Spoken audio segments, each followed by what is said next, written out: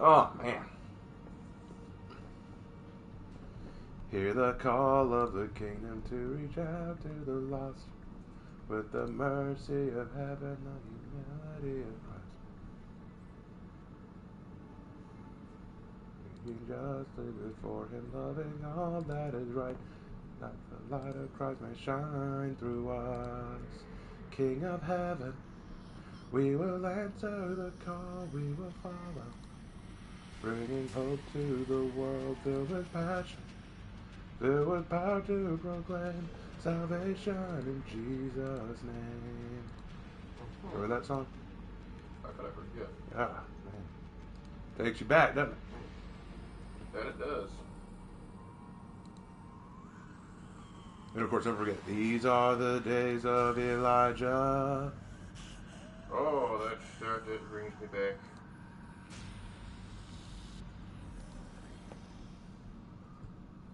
I think it was, these are the days of Elijah, declaring the word of the Lord.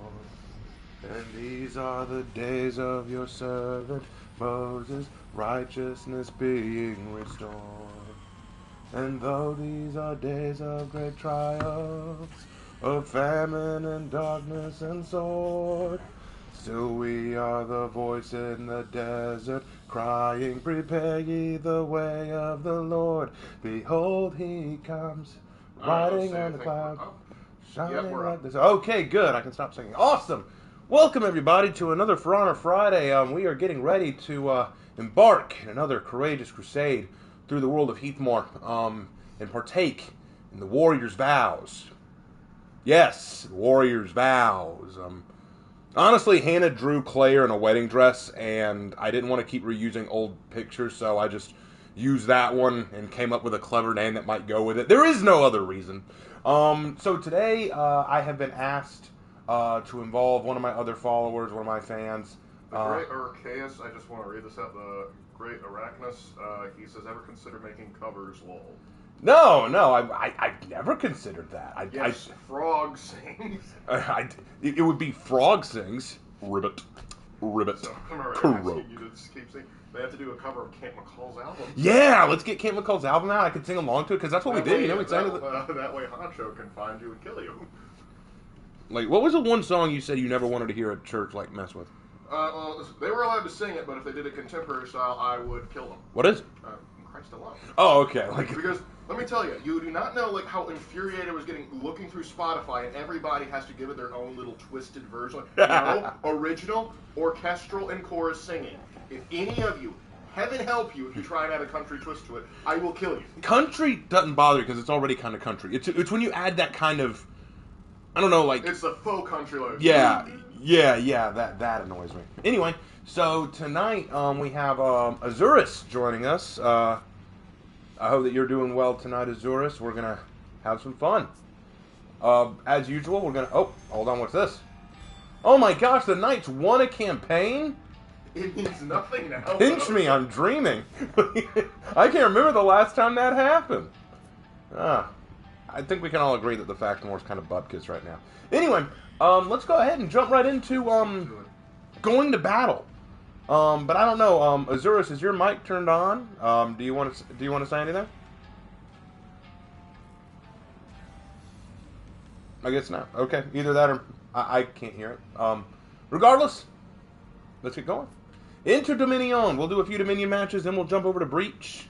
We're gonna have a good time tonight. I'm excited. We're gonna have fun. We're gonna have some fun. As y'all can see, I've been busy. I've gone from Rep 800 to Rep 802. Electric Boogaloo. Oh yes, most definitely. So yes, I hope that everyone's doing well tonight, and I'm glad that y'all enjoyed my singing, my lovely, lovely singing. Genuinely, this is true. Back when I was working at Longhorns as a host, I would literally stand in front of the thing, and if there was nothing going on, I would just sing songs to myself. And then whenever someone came close, I'd just stop and go, hey.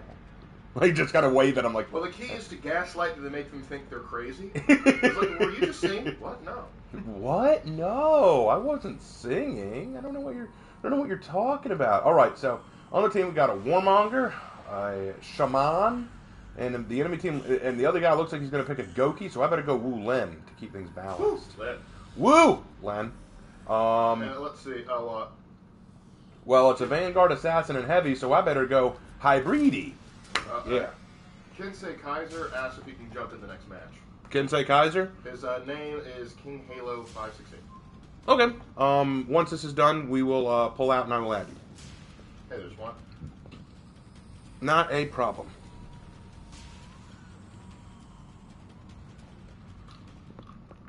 What was the new execution for the Knights? New execution for the Knights? What are you talking about? There was no new execution for the Knights. There's a new execution for Highlander, for the Highlander Hero Fest that came out yesterday, and it's garbage. It is hot garbage. Look, here's the thing. Highlander never gets good executions. I'm sorry. Almost all of his that he gets, I look at and go, what? Okay, here's the thing. You've got a big Scotsman who's taller than most of the other characters. He's got a sword that is as tall as he is. And you can't figure out what to do with this man. You can't figure out what to give this guy. Like, oh, some of it, I'm just looking at his executions and I go, what? What are these? Like, spin the bottle. That's a joke, right? That is a joke, right? Ugh. He has a few good ones. I shouldn't be mean. He has a few good ones, but the majority of them, I just go, who gave him these? Did you have to give him an amazing moveset, but then give him the worst executions? Yes. Yes. I believe that was like the, if they wanted to sell the game in England, the English demanded he be nerfed in some capacity. Correct. England said, no, you cannot make the Scotsman play well. All right, here we go. I can't wait for the Irish hero, and it's just his main weapon's a pipe bomb. The IRA is going to come for us now. Nah, I'm on a good Klee is going to come for us now. I embrace it. All right, I am joined by... where'd Shaman go? Shaman must have left. All right. All right. You captured Zone No A. one's here? Cool. Keep moving. You lost Zone C. I'll sneak on over to C. All four of them went to C. Why did all four of you go to C? They like the view. It never makes sense to me when all four people go to one spot. They're not even going to get the zone. Okay, there we go. I was about to say. At least take the zone if you're going to get it.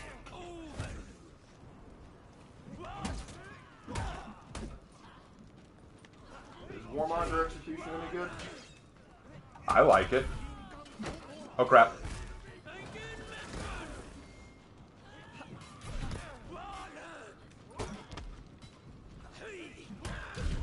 It's 1:30 in the UK, so I'm probably going to be sleeping at 2. Hey, thanks for popping in at all. The Atlantic. It separates us from so much, doesn't it? Oh, shoot. What the... What happened? Just one guy, son. The long arm of the law, and they fall... I was not expecting that. Oh, well. It's all good. It is all good. I was outwitting that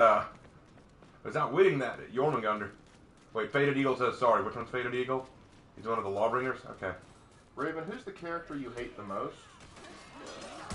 I think you hate that character from, gosh, what's that show called? The one with the theme song everyone loves, it's a show everyone hates. Or you mean him For Honor? And he's done. Imagine getting your windpipe crushed within a somersault. That's ridiculous. Warmonger, are you autistic or something, Bob? What? Who, what, where, when, and why? Who said that?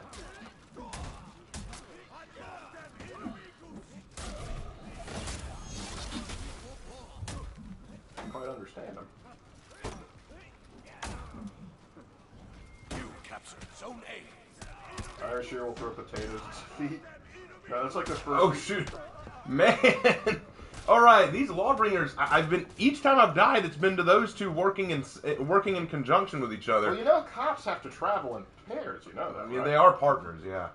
Is this like Asheville PD? ASPD. This religious extremist thinks he can get away. Vikings, Vikings, what you want, what you want, what you want to do? Sounded like Hank Hill. Dang it, Bobby, what did I tell you about going as Walker? Ooh, smart Highlander.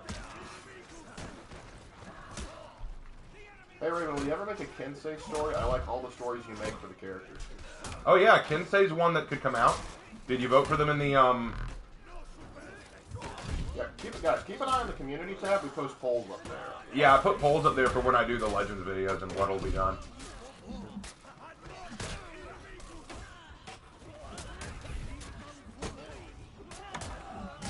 Ah, crap.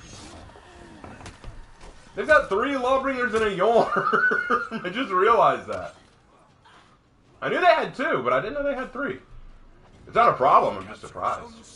Irish Hero's a leprechaun, feats our booty, yeet, potato, 4-leaf clover, and last feed is a paw gold. No, we gotta keep it traditional. We have to have a pipe bomb in there somewhere. No, that's execution. We can make that an execution. Alright, head over to... Hey Raven, can you give a country accent real quick? Show him your Appalachian twang. You gotta be kidding me. He should have gone over the edge of that. At least neither of you are going. Okay. No, he got... no, guys, can I get a response in chat? Should he have gone over the ledge? He should have gone over the ledge there. I'm pretty sure he should have gone over the ledge there. I am amazed he did not. I'm amazed he did not. That don't make no sense right there. I'll tell you what, son. I tell you what, that didn't make a lick of sense there, son. I love that you just have to impersonate your manager at work.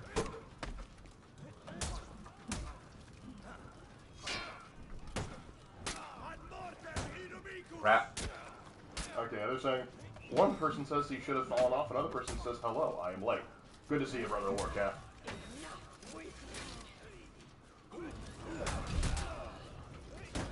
Crap. Irish execution turns someone into a potato. How does he keep doing that? How does he bloody do that? Muppet Treasure Island? Anyone? Huh? Okay.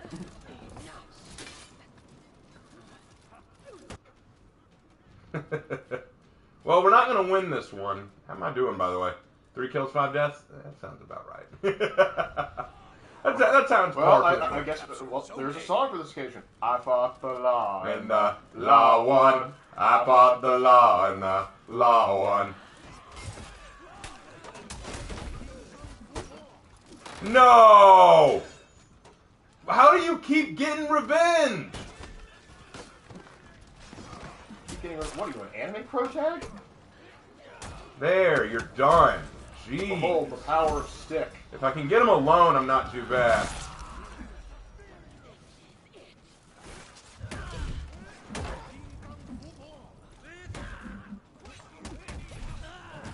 Crap. There we go. Irish Heroes lines are just extracts from come out your black and tans. You're dang right. Come out your black and tans, come out and fight me like a man. Show your wife how you won medals down in Flanders. Tell them how the IRA made you run like hell. Okay, and he can light parry. At this point, I'm not really surprised. Crap! Leave me alone, you damn son of a biscuit! Oh, what's your badge number, sir? I'm going to have to report you to your commanding officer. Oh, dear. Crap! Brutality. This is something I never understood. A Lawbringer has this magical power that and you're emote spamming. Okay, I'm sure you're proud of yourself. Whatever, but the point is, like, they have this magical power that they can just light out of nowhere, and even if you dodge, even if you think you're ready for it, they get you. Lawbringers, man. They mess with you. But he ran away from C to go help gank, so I'm going to take advantage of that now. Thank you. We appreciate your donation. And we now have... I mean, they've got B, but I can fix that.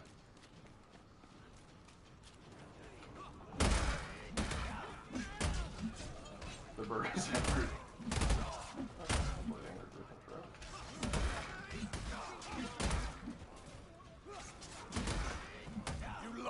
As someone who is mostly Irish by DNA at least, I can confirm our default executions are potato and pipe bomb.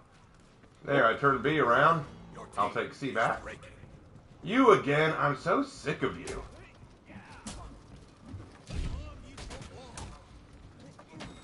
Okay, they can all light parry. What? Oh dear. Oh my lord. Okay. Sure. All right. That happened. Man, I hate light pairing. I hate it so much.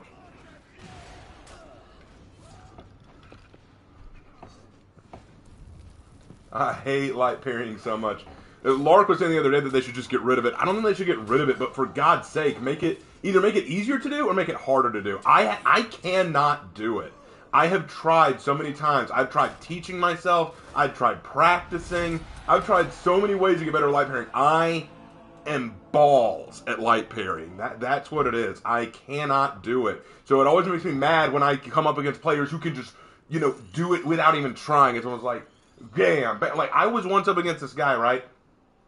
It was no matter what I threw, he could always light parry it. He could always light parry it from whatever direction, whatever mix up. Literally, I was playing Berserker with him. I was doing my heavy to light feint, right? And he just always knew. I was going, man, how do you do it? Regardless, anyway. All right, so we had someone wanting to join in, right? What was the name? Yeah, hold on. Let me scroll back up. I think it was Kaiser something. Yeah, it was Kaiser Kensei. I'm looking for his name. It's King Halo 568. King Halo 568. Okay. All right, not there. Going back up. I don't see a King Halo 568. Unless you want me to add you as a friend now. Like, is that what you want? You got to do this ahead of time, guys. He sent you an invite last time. Well, I'll see. I don't remember getting one, but I'll see. We can't do this each time, guys. Like, we've already got to be in connection. There it is. King Halo 568. Okay.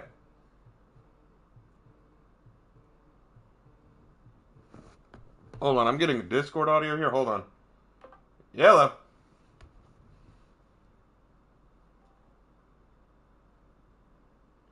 It's also M17 Ivan as well. Now I can hear you. Oh, cool. Alright, M17 Ivan is the other name of the person. M17, I'm already in a group right now, so I'm going to invite you, bro. Let's see.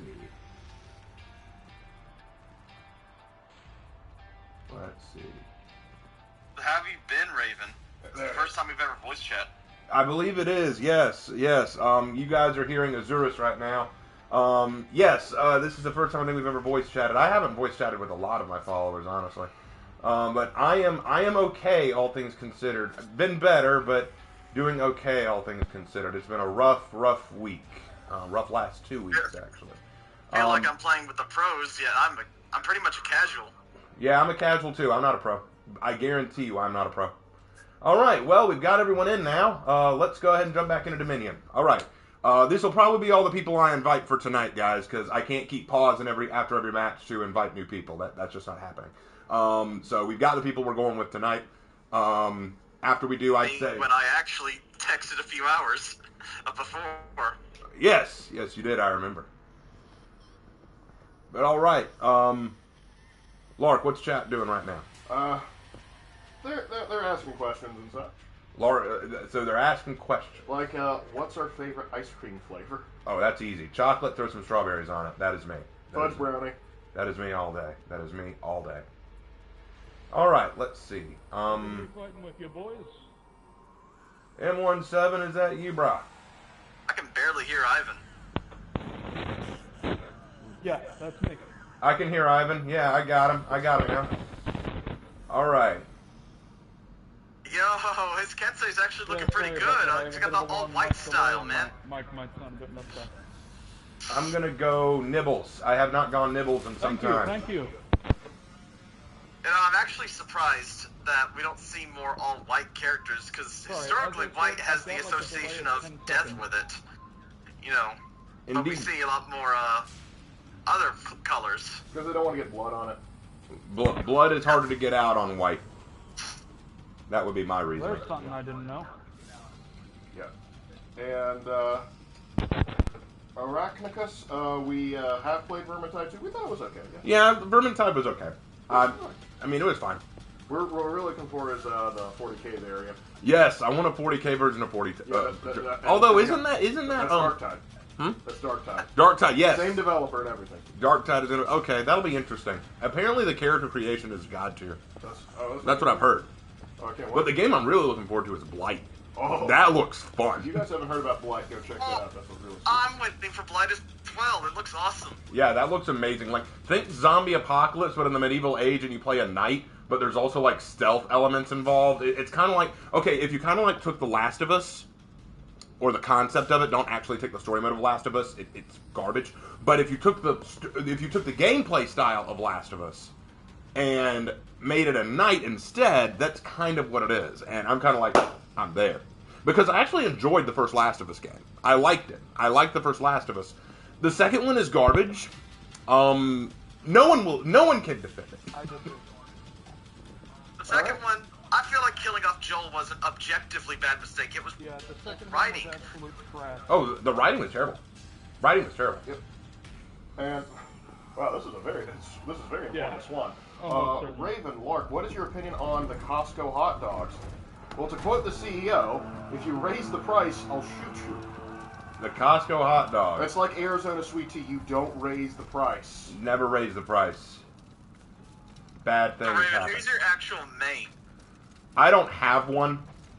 I guess if you were to ask which one I'm best at, I have more success when I play Nobushi or Nutsia. Zone A.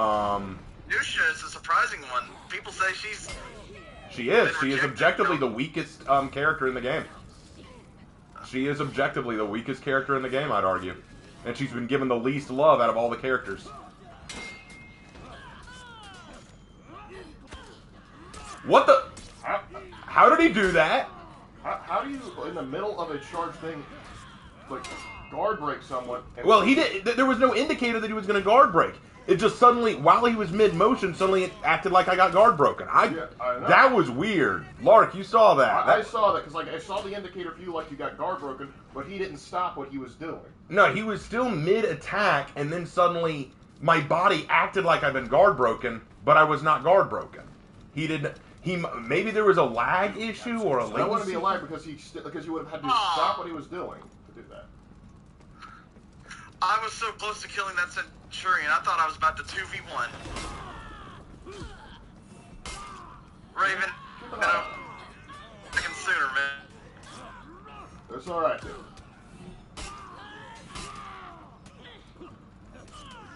Look for a Warmonger outfit. There we go. There we go. I would love an Apollyon set that I can make just pure black. You can't really customize that set very well for War. Unfortunate. Yes, Pierce and Epirus, we are familiar with Banner Ward. I actually own it. I'm not great at it, but I enjoy it. All right. And the emote spam from a Highlander. Isn't that kind of like an NBA player, like shaking his own crotch at a kid? Roughly the same, about the same size difference. But the problem is the Scotsman just thought you were English. A natural reaction. No, I'm a shaman. There's no way he could take that. Okay. Shaman. Hey, Raven, are you getting some serious lag? Yeah, I've been getting some lag from some of the characters. I don't want to... lag spiking, do you? What was that? I just got kicked. It kicked me from the mat. Wondering if it was being lag. I hope it wasn't on our end. Oh, it didn't lag us out to any degree, so who knows?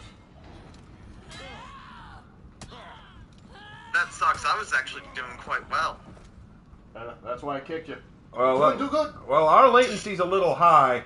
I'm worried that it might be our internet. Lark, what do you think? You think our internet still is too choppy to do too much of this? Well, it worked okay in previous weeks, so I'm not sure. Also, I can tell you probably what it is. We didn't get a lot of damage from it, but I'm willing to bet Nicole's still. Oh yeah, we still have that storm going on. Yeah. Yeah, it's probably messing up with things around the East Coast, probably.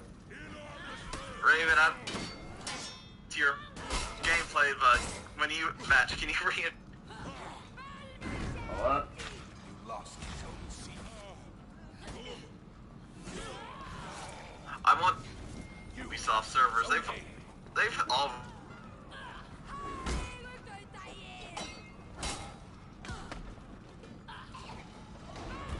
Raven, is your internet xenophobic? Apparently it is. Who would have thunk? Crap.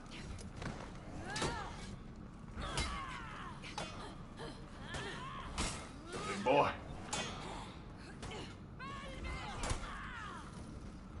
You know, I've been interrupted from my revenge by a shaman's pounce.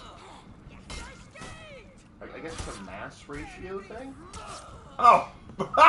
Just fine. Alright, I'm gonna get up and just... No. Yeah, it looks like we're gonna have 2 losses in a row, guys. Woo! Who's the best Fallout character in New Vegas? I don't know or care. No, Joshua Graham, hands down. He's a DLC character, though. He still counts. He is so cool, he transcends DLC. Even if he did voice the Didac. I won't hold that against him.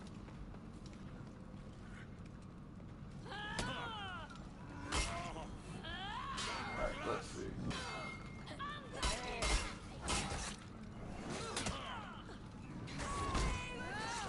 Hey Raven, what class we don't know yet. We want to do our research first there, but yes, I will do something with the ogre at least once.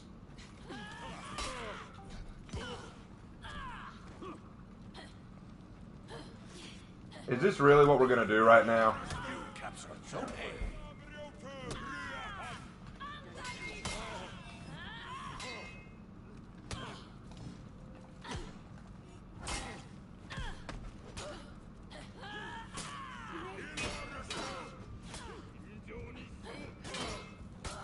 God, okay guys, well, it's gonna be one of those nights. Oh, they have a Deathly Hollow symbol. Have my head disconnected. Well, I don't think it would have made a difference. These guys are ganking hard, and I've never been good against Highlanders or Shugokis in the first place. And since it's the Hero Fest that everybody wants to play Highlander. No, they don't. God, no, they don't. Who cares about that execution? Well, It's no, a terrible execution. They just want to celebrate. They don't care about the execution.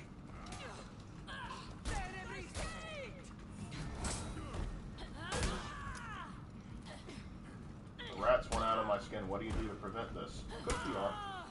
That's all I can tell you.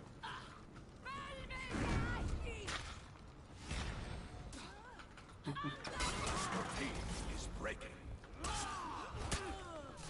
Well, so be it. How'd I do? 4 kills, 6 deaths? That sounds accurate.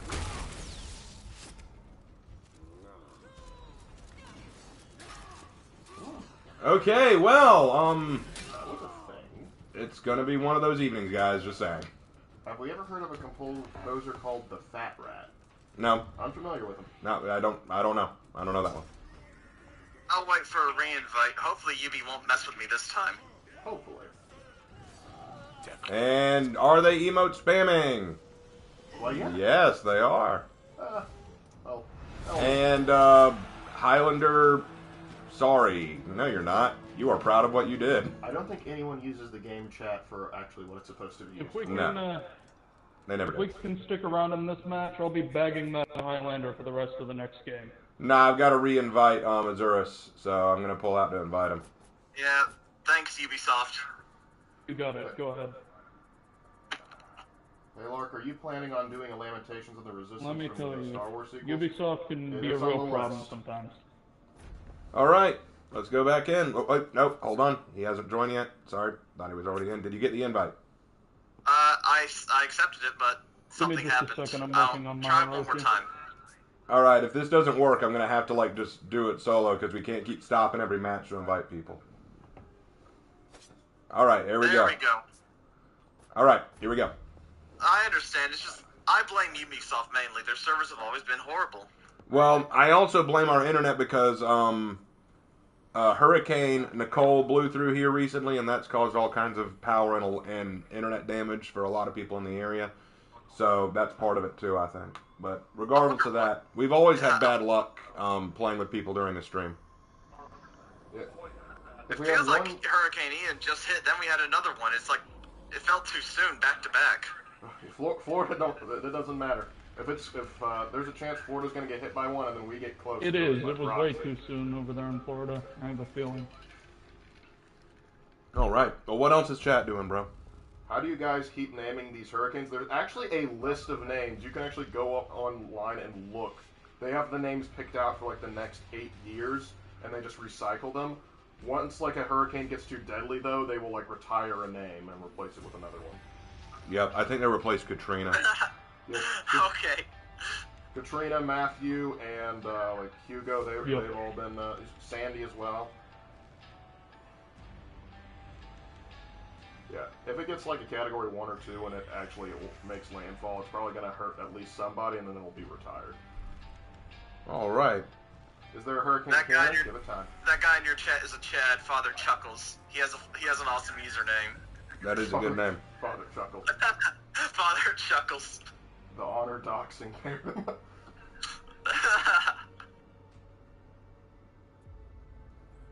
For honor servers have been wacky recently, even in the Midwest. Well, we'll just have You to see think how the that Midwestern goes. ones would be better? They're closer All right. to Montreal. You'd think. Raven, let's break our losing streak. Let's try. I'm hoping so. Well, I'll go Nobushi, see if I can't help turn this around. Let That us go. 5,000 cuts.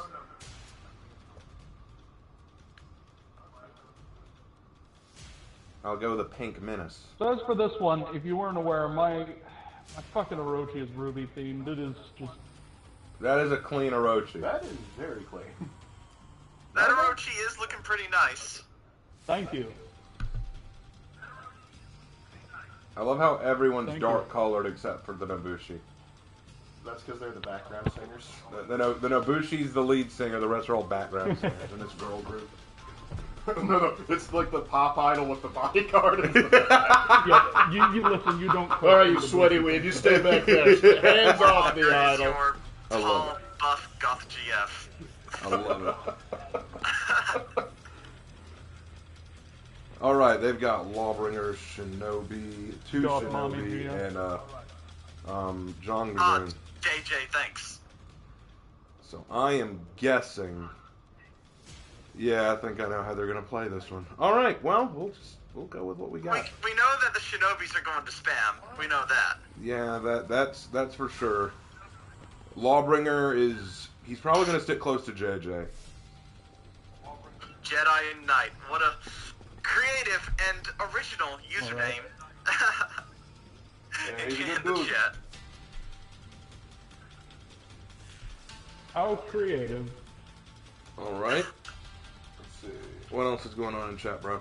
Gotta keep the audience. They're talking about Drip, of course. Of course. As Yeah, I said, talking I've about got having like a solid Jesus 10 because they're second playing delay, God so of War sorry. Ragnarok. Oh man, I have absolutely no interest in that game. Isn't Lark your in real life brother? Yes, he is. Correct.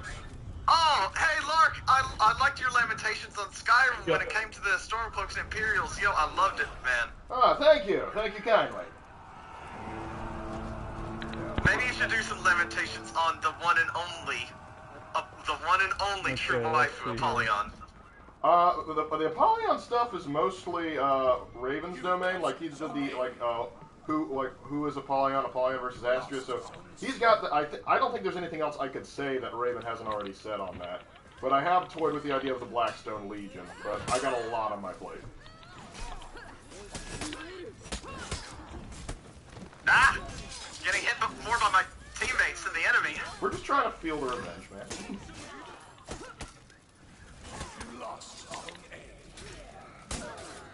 Alright, Raven, you The killed me. Lawbringer got me down. I got you. Sacrifices have to be made. We're sorry. Some of you may die, but it's a oh No. shoot! Oh, they've got all the command posts. Ah Give crap! me just a second, I'm gonna see if I can't capture B. I killed 2 of them, and then Lawbringer got me. Damn. I'm gonna take A. I'm just going.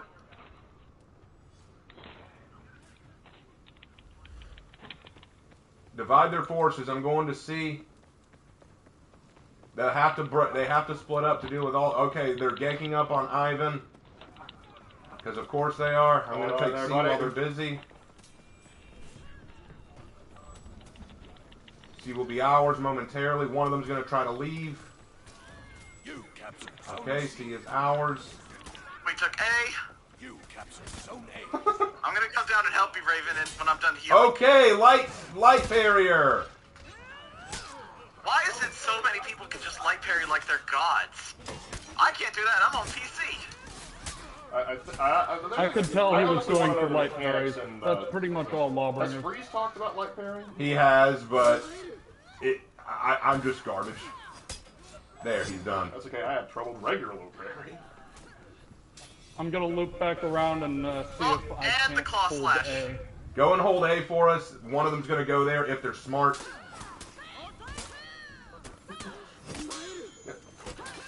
I'm here already at A. It's also Veterans Day. That's right. Make sure you thank your local veterans.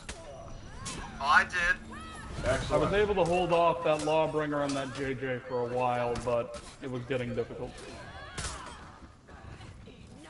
Crap. Crap. I'm dead. Oh shit, he's a light parry. How do they light parry so easily? I'm wondering if... My block was up and my block just didn't work. It chose not to work that day. I'm wondering...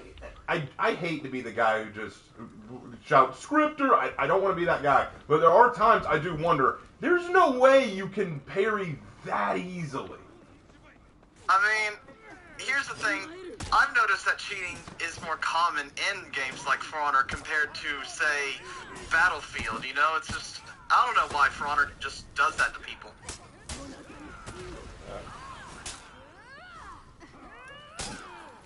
Oh dear. Damn it. Well, okay, y'all are good at three-way ganking. I'm sure you're proud of yourselves. The FBI are on their way to your locations as we speak. Well, they all gang banged an Asian chick. Was she underage? Oh dear, FBI was busting up. Just the Rainbow Six guys start piling in. Why don't you take a seat over there, sir? Alright. Oh, Shinobi died of bleed. And now C is ours. I'm going to go back up at A because they're all ganking at I was A. holding my guard to the right. I don't know what happened. They were all on my right, and they all managed to get through my guard. Their Shinobi, well, the one I killed That's is a reflex for spaz. you, I guess. I feel like Oh you my kinda have to god, be a how spaz. does he Like, do that? The light parries!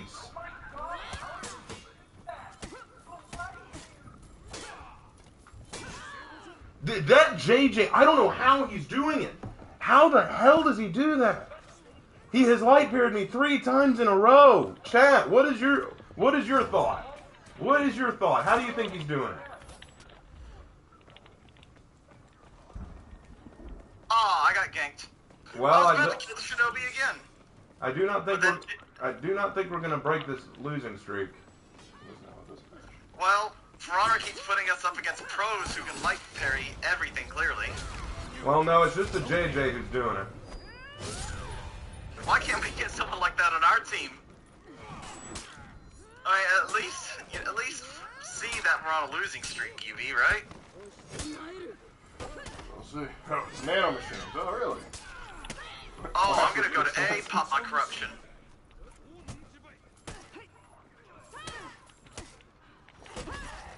How? What? What? Okay, chat. Riddle me this. Riddle me this. If Shinobi's in the middle of doing one of his shuriken throws and I guard break him just before he can do it, should I have been hit by that or should he have been interrupted? Food for thought. That is something I'm very curious about. Should that have happened? Survey says no. I don't think that should have happened.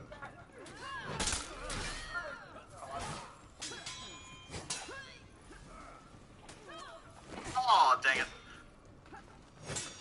And there's I've a never parry. actually gotten killed in a 1v1. It's always been Got my either a bow. gank or Raven killed me by accident. Lost Zone C.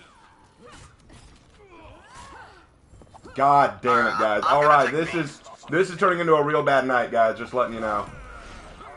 Obviously. Yep. Evidently, yes. What if we gave the Mongols fruit snacks? Ooh. All things Okay, just do considered, what we these need to people have win. never touched grass once in their lives, at least I would assume.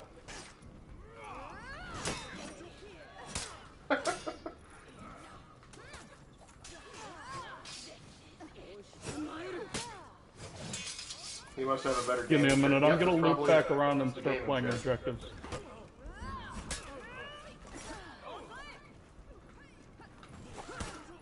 There we go. That's one shinobi down. That's one shinobi. Pop corruption. Captured Zone C.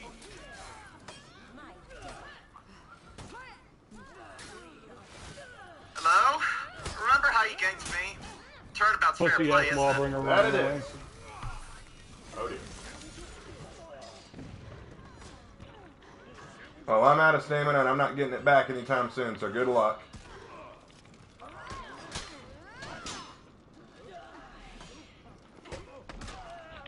Dang it. Now I know I blocked that. Oh well. And, there's the light period again. Your team is breaking. Wow, okay, guys, yeah, that happened.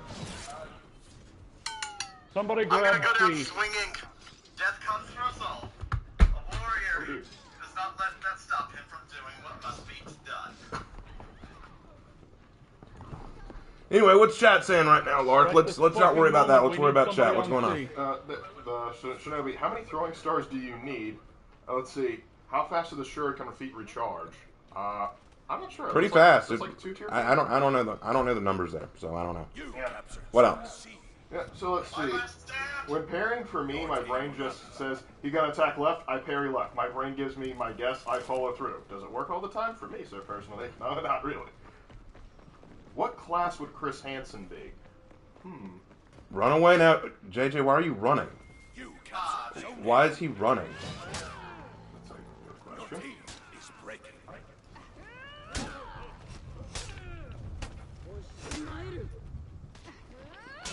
I will say, Raven, it's not your fault, but Nabushi, her lights are fairly easy to parry for even a casual if they're paying attention. I feel like Nabushi has kind of been left behind in some ways, you know? What? I tried hitting revenge like 8 times before Shinobi put me down. Like, okay, well, all right, sure, okay. Man, I'm getting mad, and I shouldn't be getting mad. All right. When I kill a bunch of people, it's called Deal with clearing B the menu and line, A. but when I do it, it's I'm apparently gonna make mass sure murder. they don't cap C. Ah, they're trying to. It's prejudice, man. Let me tell you.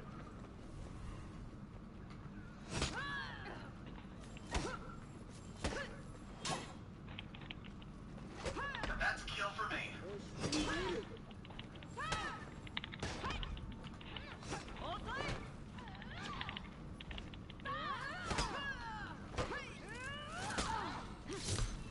I saved you, Lark. Captured Zone A. Well, Lark's not here. Yeah, no, I'm just moderating. Lark's moderating. He's not playing. I appreciate the That's thought. all right. though. I thought Shit. Lark was Ivan. No, Ivan's someone else who wanted to play with us. I see. Lark's gamer name is Leggett Lark. You got it. Stay here. You won't come near me. Yeah, trust me, you guys would be doing even worse if I was on.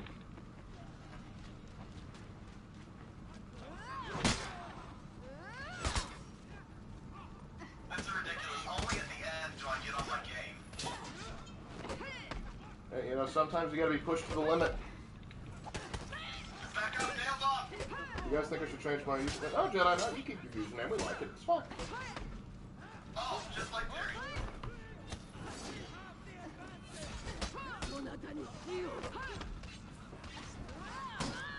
Okay, auto like Terry. Yeah, I think he might be running a parry script. Auto like Terry. Back him up into the bomb. Shit. Okay, the auto like Terry's. I'm wondering if JJ isn't running a script. How can you get 3 like Terry's in a row and it's unpredictable? Like I take it my bomb's gone now that everything's said and done. with C. Well, I think he might be running a script. I think JJ might be running a script. If you have to run a script, that kind of makes you a beta. I mean, for lack of a better term, yes. Just first thing that popped in my mind, I couldn't think of any other Yeah. word. All right. Let's do it. Random lights. I'm not going to anticipate them. What the hell? Nail bomb. Oh, and the JJ emote spams. Okay. And Okay, I'm gonna make a guess. JJ gonna pull out. JJ gonna quit. That's gonna be my prediction. 24 kills. 24 kills from JJ. That is no, that's what you get like a breach map on AI. that's suspicious. All right, JJ, you gonna stick around? What platform is he on? I can't see. I can't tell either. So my guess is he's probably PC. He is PC. You can tell. If you I can tell at least. are y'all playing on PC? I'm on PC. That's me. Then yeah, then he's PC too. That would explain I'm on it. That would Xbox. make it easier for him to script. Well, I'm not playing with him again. That's all there is to it. I'm finding another group. Like we're gonna do another You group. want another Dominion? Let's do one more Dominion, and if we lose that one too, we're just gonna do breaches against the AI the rest of the night. Because I'm getting mad. I've already had a really shitty last few days. I'm not in a good mood, and I don't need to get even more mad at a game that is not relevant. So that's all there is to that.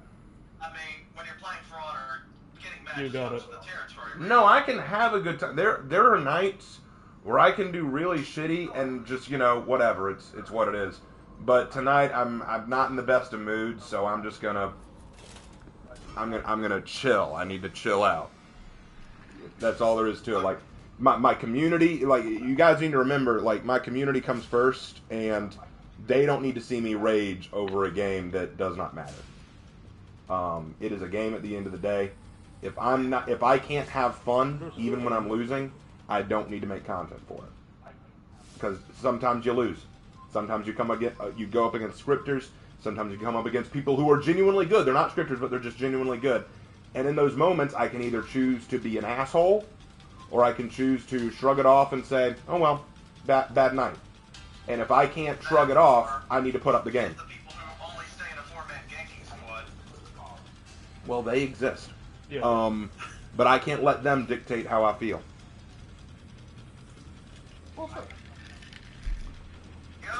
Give me just a moment. I might quit the stream just for now, but I'm going to obviously I'm going to stay in the game. Yeah, you mean the claw weapons? Yeah. I mean, they've done wackier. I've heard people talk about that. I could see that being used in an interesting way. So. You'd be a very short-range fighter, maybe even more than Nusha. Yeah, definitely more than Nusha. Probably about the same as Yorm, if I'm being honest. Yeah. All right. Well, they're going Black Prior, Medjai, Highlander, and JJ. I don't have high hopes, but we'll see what happens. Well, I'm just wondering, Raymond, you ever do custom match if you get enough fans perhaps playing with you?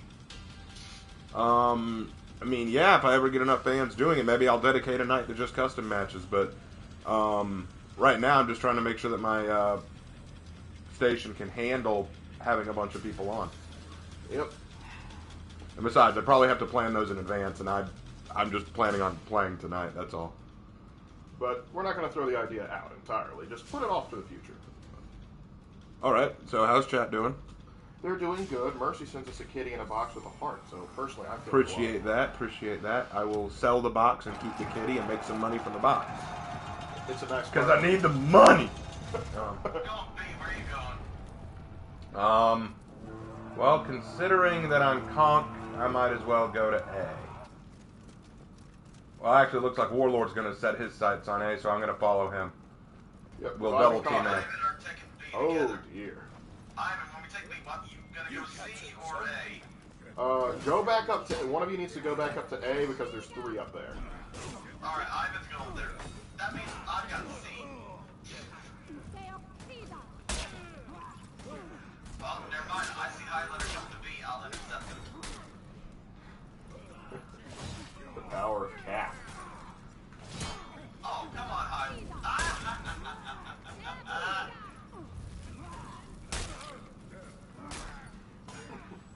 What are you doing, lad?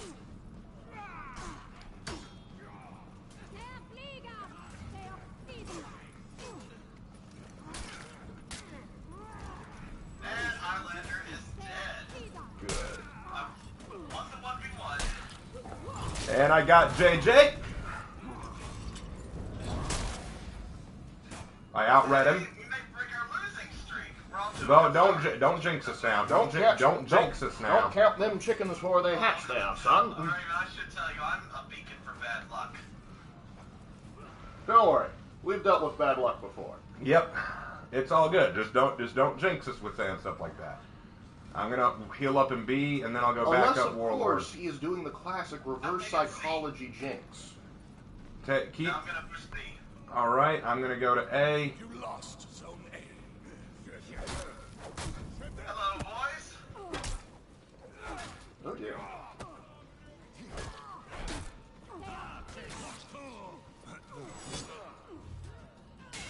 Start running. That's right, Black Prior. Start running. I need some help. Hold on. Once we get it figure out A, we'll be down.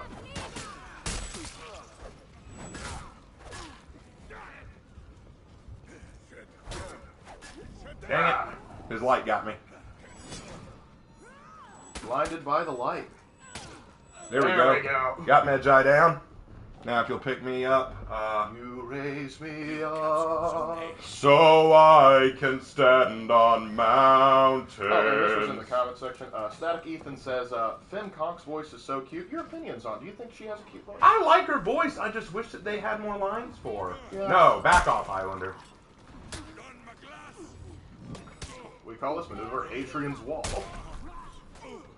No, he's blinded by the night. I like that, Jedi. I like that. Oh. We're about to lose B, but we have a lead still. Yep, well, so don't worry. Alright. I'm gonna go work C over for a bit. I've Get noticed them out of that zone. For Honor Raven, they'll go for personal revenge. Like, oh, you killed me, so I'm gonna ignore the objective and just go to kill you. Yeah, didn't they stop like giving you extra points if you actually got revenge on someone? I think they did. Because I was looking for that yesterday and I couldn't find it. I was a little disappointed. You're picking the wrong thing to use in this zone.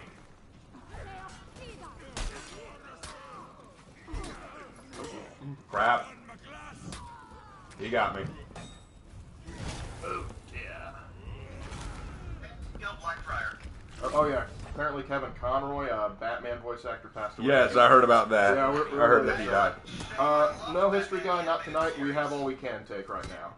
Internet's No, strained enough as it is. we're not taking anyone else tonight. And this may be the last Dominion match anyway. We may just switch to doing Breach the rest of the night after this. So. Yeah. Some gotta relax sometimes. And actually, what I may do is near the end of the night, I may play a Breach map or two solo because there's stuff I want to talk about, just between me and the audience. I'll let you know if we decide to do that. But for now, we'll see. We'll see what happens when we get to that point.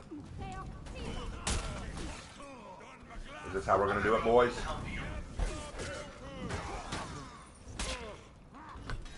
I'm probably making a mistake leaving B, but I'm just going to try.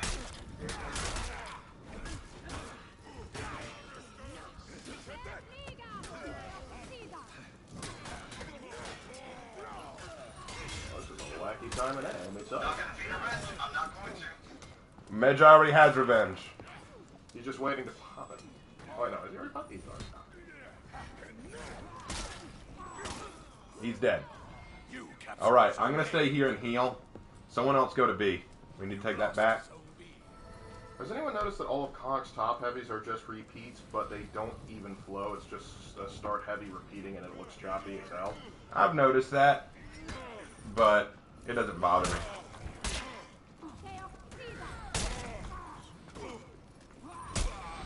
Hey, yeah.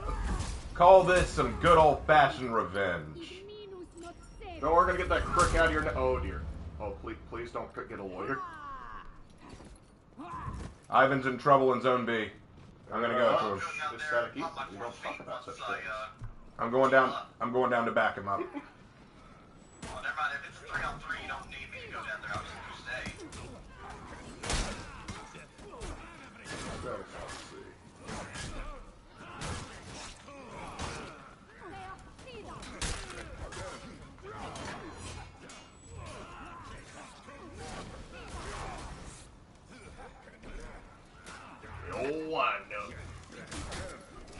I get it. You're all afraid of me. Good use of that feat.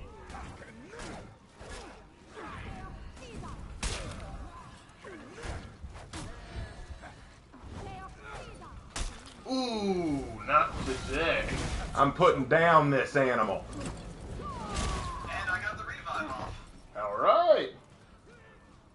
He scares me. I'm hoping that will break their momentum hard. It probably should, as long as we still have C. I'm gonna go up and help at A. Hans, if you want to throw dad jokes in the chat, you do you.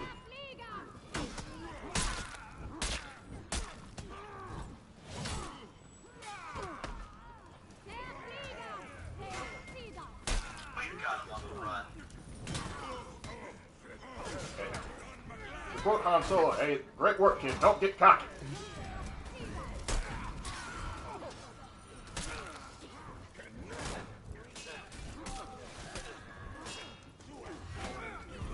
And Tell a predator from prey. You can't, of course, unless you see them in war. that was probably one of my favorite videos to make, the Apollyon video. That was such a fun video. I know Apollyon versus Astria was more popular, but just talking about Apollyon was I mean, you're talking about the only person I really care about for honor. well, she is probably one of my favorite villains out there, and so I wanted to talk about what it was about her that I enjoyed so much, because there's a lot to say. Victory. All right. This conch is on fire. That felt good. Wow, that was good. We broke our losing streak and in style at that. That was good. That was good. All right, Hans has dropped his first dad joke. What did the farmer say when he lost his tractor? What? Where's my tractor? That's not a dad joke. That's a granddad joke. It's old, tired, and needs to be put to bed. I like. Oh, and 10 and 1. I'm proud of that one. All right, let's hop on over to Breach, and we are just going to play the AI. I know that some of y'all may play other players. I just do the AI to chill, and so that I can answer questions from chat and occasionally go on a rant. speaking of which, eBedouin just dropped 5 Canadian bucks at us. Hey, I'll take that. Hey, just got into your channel recently, but your content is awesome. Wanted to help you out of it. Hey, man, we Appreciate it. as you probably know, I'm in dire need of that help. So I really appreciate you taking the time to help a brother out. That means a lot to me. So thank you for the 5 Canadian dollars. And anyone else who wants to be generous, you will not hear a complaint from me. You will not. You might from Lark. Lark might complain. I will find you. Oh, look at that. An Apollyon cosplayer. Oh, it's Crippling Vibes. Hey! It's Crippling. How does Vibes? Vibes? How do you always know how to get into the stream? Because here's the thing. One time I was watching John DeLire, and I wanted to get in on his action, but I couldn't jump in at the same time he was. You always know how to get on. That's crazy. That's crazy. You know this guy? Crippling Vibes. You haven't watched my streams very much. Crippling Vibes hops in on almost every stream. He's always there to do breach matches with me. He said he talks in the chat. He says, "I live in the Ram, Raven." he probably lives close by. That's probably what it is. You have a little stalker. Yeah. Every move you make. Every breath you take, every move you make, every breath you take, I'll be watching you. My Apollyon cosplay. This is my second Warmonger loadout. All right, so we've got. How'd I do last round? What was that? Ivan, what was that? Why are piggy banks so wise? They have common sense. Sorry, just how'd I do last round? Oh, Crippling Vibe says, "Now I'm on the West Coast in Canada. I'm just good at timing." Oh, well, you are very good at timing. You always know how to do this. You're in. Are you in Vancouver or British Columbia? Vancouver. Ah! Oh, that guy got this. That one guy in particular died right there. John Knight says, "Crippling Vibes is a yandere." I'm gonna say, Raven, I'm kind of disappointed in Ubisoft. They've only focused on new heroes. Why not more breach maps? I agree with that. For ages, but where's the Knights and the Samurai? Why don't they get new ones? I want the Samurai. I mean, I want the Knights to get a new map. I feel like the Knights have been shafted for a while. I know, but I was looking for specifics there. But Nobushi, chill. Chill, Nobushi. Nobuwushi. All right. Nobushi has chilled. She has achieved room temperature. The rats have escaped my skin. I no longer fix her. I did, and I'm dead. Just lay down, get comfy right there. All right. The knights get all the characters. On your like this? feet. Yeah. You're not done yet. I do not. My thing. I know that Knights technically have more characters because they've got Warmonger and Griffin, but can you really call Griffin and Warmonger Knights? Warmonger doesn't hold any allegiance to any faction. She does what she wants. And Griffin is literally the founder of Chimera, which is supposed to be an amalgamation. Can you really say that they hold allegiance to the Knights specifically? If you ask me, I think Griffin should have been the first Outlander. If you want to make Warmonger a knight, sure, whatever. I mean, I guess her armor sets do fit that. But Griffin has so many armor sets from various different cultures and groups. Can you call him a knight? When I saw him, I thought he's going to be a Viking because he looks more like a Varangian. Oh, and that's why I said he's based on the Varangian Guard. But my thing is, like, yes, the knights technically have more characters, but they've also been shafted on. Let's be very clear. Of all the vanguards, Warden is the most pathetic. I know there are people out there like Havoc who can play Warden incredibly well and kick all kinds of ass. But I'm talking about in terms of just toolkit alone. Warden's entire kit revolves around shoulder bash and faking out with his unblockables. That is it. That is his whole thing. Whereas Kensei has multiple mix-up they can do from the top heavy. They have access to a killer dodge heavy, which has lots of iframes. At least I think I'm using that terminology right. Raider is a god. Warmonger has her corruption feat, and not only that, can do heavy light combos rather than just... Because think about it, Warden can't do a light off of a heavy, but Warmonger can. That's why everyone says that Warmonger is the superior Warden. And then you've got Tiandi, who is... I think that they've been mislabeled. Tiandi is not a Vanguard. Tiandi is an assassin, because Tiandi's dodge capabilities are out of this world. Warden needs something. I don't know how, but we need to fix Warden somehow. Give him something. He is the iconic character. He's the one on all the posters. He's the one everyone looks at and goes, that's from For Honor. He has nothing in his toolkit that makes him unique. He is literally the bare bones basic character. But the argument that I always hear is, oh, but he's the one players have to learn, you know, he's the first one, you got to learn how to appreciate him. I do? Well, I will say, Raven, they could give him more moves. There's a lot you can do with all sort of like half sorting, for example. Yes! Yeah. Yes! Have him go into like a different stance, maybe flip it around, and so... I would say, they don't do it in the way Warmonger does.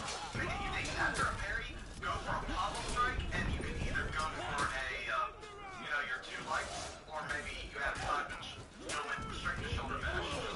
I think a pommel strike parry could be pretty stylish.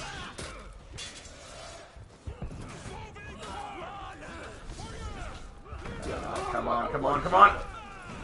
And he pops revenge. Dang it! Did you hear my suggestion? Yes, I did. I think that it's a good suggestion, but my thing is, I think it'd be fine if Warden had a double stance idea.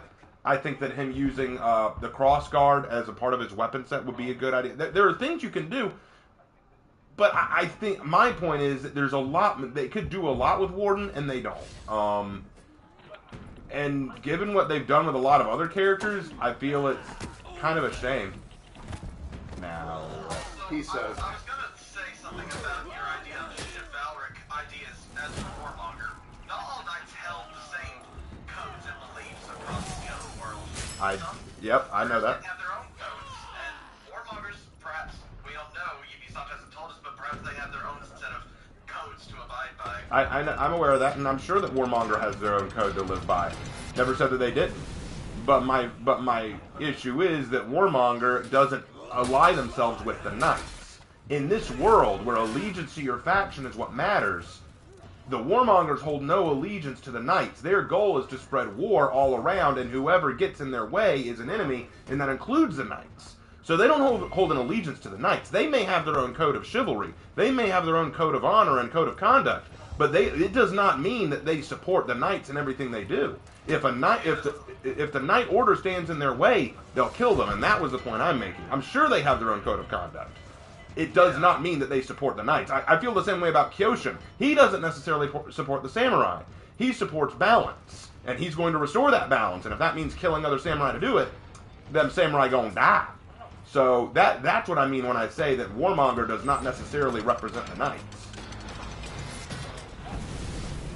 I was also gonna say, does it really make sense for Medjai to stay here? I mean, you took care of the bracelet, but what business do they have in the war?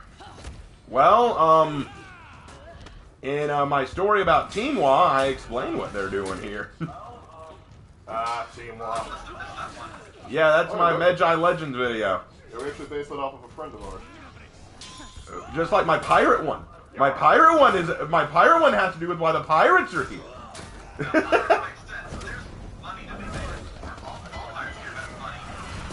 Well, supposedly, that's not all that Bohien cares about. She's the leader of the pirates. And don't some of the pirates care about tickets to the SpongeBob SquarePants movie? Apparently, Bohien sided with Horkos.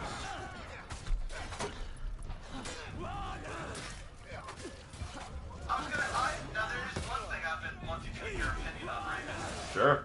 So, you know how the original idea of Honor was factions all fighting out, no good or bad, clearly. They all have their own ideas and such, but do you feel like the writing that you saw has kind of taken a downturn because of Orcos and Chimera? They made, like, no longer the standard injury of the three factions, no gray areas, it's just team good guys, team bad guys. I think they've made this. So the question for people who couldn't hear him, just in case, was, do I think that the story of For Honor has become lesser? And yes, I do. I think that they have made it a clear-cut battle of good versus evil, rather than a battle of three different ideologies, three different cultures, and three different peoples. Now, the question is that a bad thing, and is that really detracting from what For Honor is doing? Yes and no. Keep in mind, Apollyon, as presented in the game, is the clear-cut bad guy. It is a clear-cut case of, this is good, this is evil. Apollyon represents what is bad, and we're trying to fight her because what she's doing is bad and we need to stop her. So in the main story mode, they still have this idea of good versus evil. It even ends with the good guys meeting, trying to establish peace. So so they always have this kind of good versus evil identity. But I think the difference is that even though Apollyon is the clear-cut bad guy, and there's no denying that, Apollyon's ideals could be interpreted in a certain point of view, to quote Ben Kenobi, in a certain point of view to be the best option, because her ideal has merit, her ideal has meaning to it that we can recognize. So I think that there isn't a bit of an adult edge to that. I think that there is an adult quality to the gameplay in the story mode as it starts out. Now, though, it is very clear-cut, good guy, bad guy. Horkos is clearly evil. Horkos is clearly trying to be the bad guys, right down to eating babies and sacrifices and death matches to prove loyalty, stuff like that. Then you got Chimera, the clear-cut good guys. We support everybody. We love everybody. We want everyone to be included. It has become very bare-bones basic and almost childish at this point. So I definitely agree with that. What they need to do is do with Horkos and Chimera what they did with Apollyon. You don't need to change the fact that Chimera is the good guy. That's fine. Keep them the good guy. But have some problems. There's always a problem when there's peace. Guys, this is historical. Follow me on this. Anytime you have an empire or kingdom or group that tries to involve other peoples, there's going to be kickback. Want to know one of the biggest problems Rome might have had if they weren't so strict about their law and the way they handled their military? They had a lot of different cultures in their empire who did not adhere to the Roman way of life or did not like the Roman way of life. And the Romans had to be very careful at how they dealt with these people, because the last thing they want is everyone in their empire revolting at the same time. We got to keep everyone happy. So what did they do? They had to compromise on a lot of things. Like, oh, you worship these gods? They're in our pantheon now. We'll add your gods to our pantheon. You do this kind of lifestyle? Sure, as long as it doesn't break any of our rules or bother the Roman Empire, you're free to live as you want. They were very much, live as you want to live, we won't force you to change. Well, what happens in Chimera, say, like they say, okay, this samurai clan, y'all want to join up with us? Awesome. And the samurai clan says, great, but we get to decide who leads. No, you don't. No, you don't understand. In our clan, this is our custom.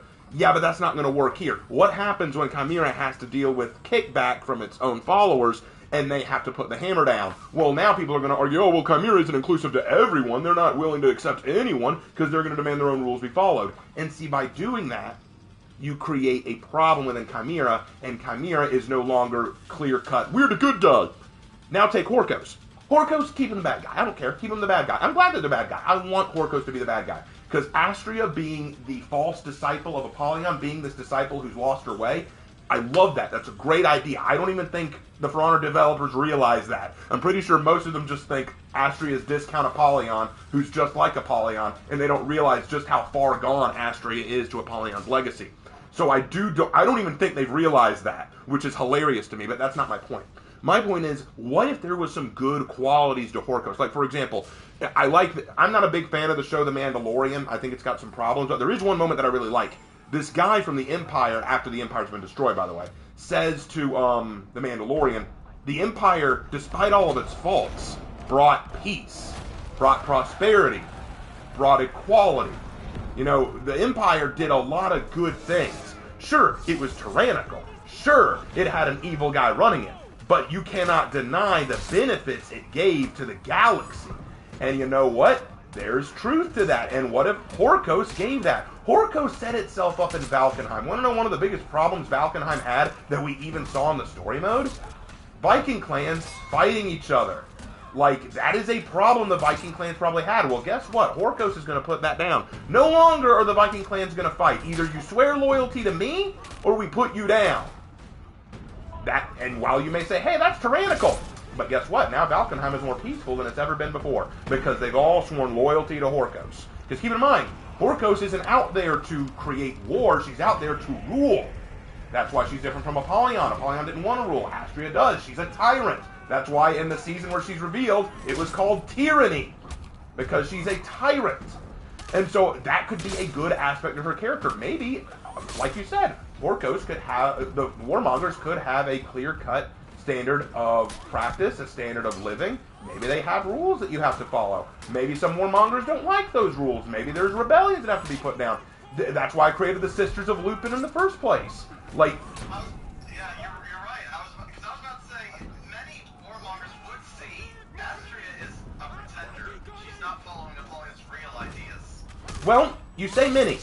Many is an arbitrary word, because we can't know that all warmongers either A, would see it, because some of them may not know a thing about Apollyon, they may just know what Astria tells them, and 2, some of them may not care, because some of them may have joined Astria for personal reasons, not to follow in Apollyon's footsteps.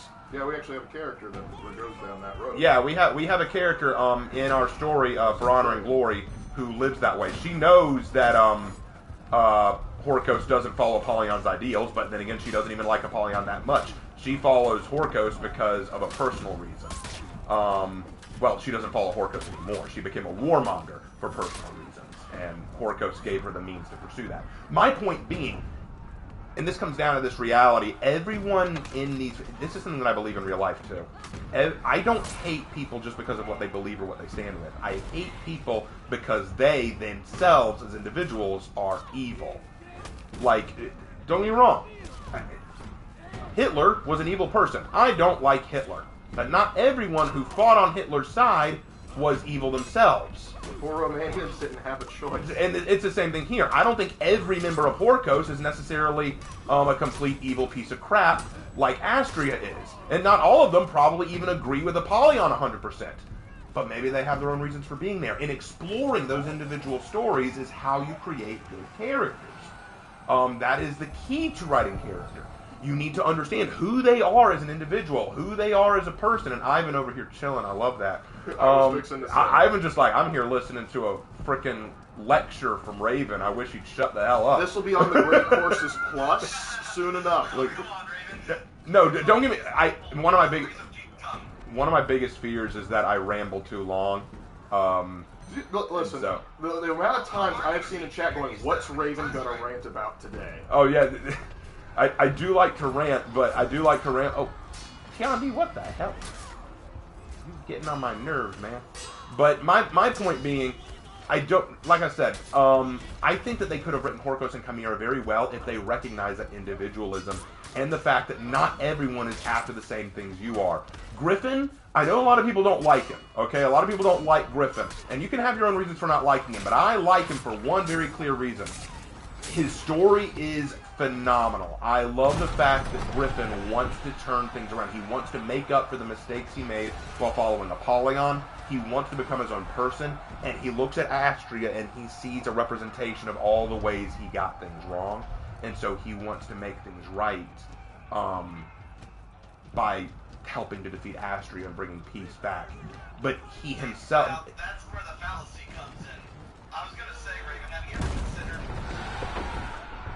Apollyon has demonstrated it before. Look at the Vikings when she first took their food. What happens if you destroy it all? You give them a reason to unite. What happens if Horkos comes? You give all of you a reason to unite. It's the same logic.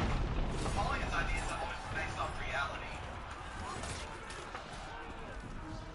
Well, we can discuss that. Okay, so what do you think is wrong with Griffin's ideology? He should realize more than anyone that right when Horkos is defeated, when the common enemy is gone, everyone is just going to go back to their old beliefs and systems. The Vikings are going to cause trouble initially because they have to reign. That's their culture. There will never be peace as long as the Vikings keep their culture. Right. Okay. No, I agree with that.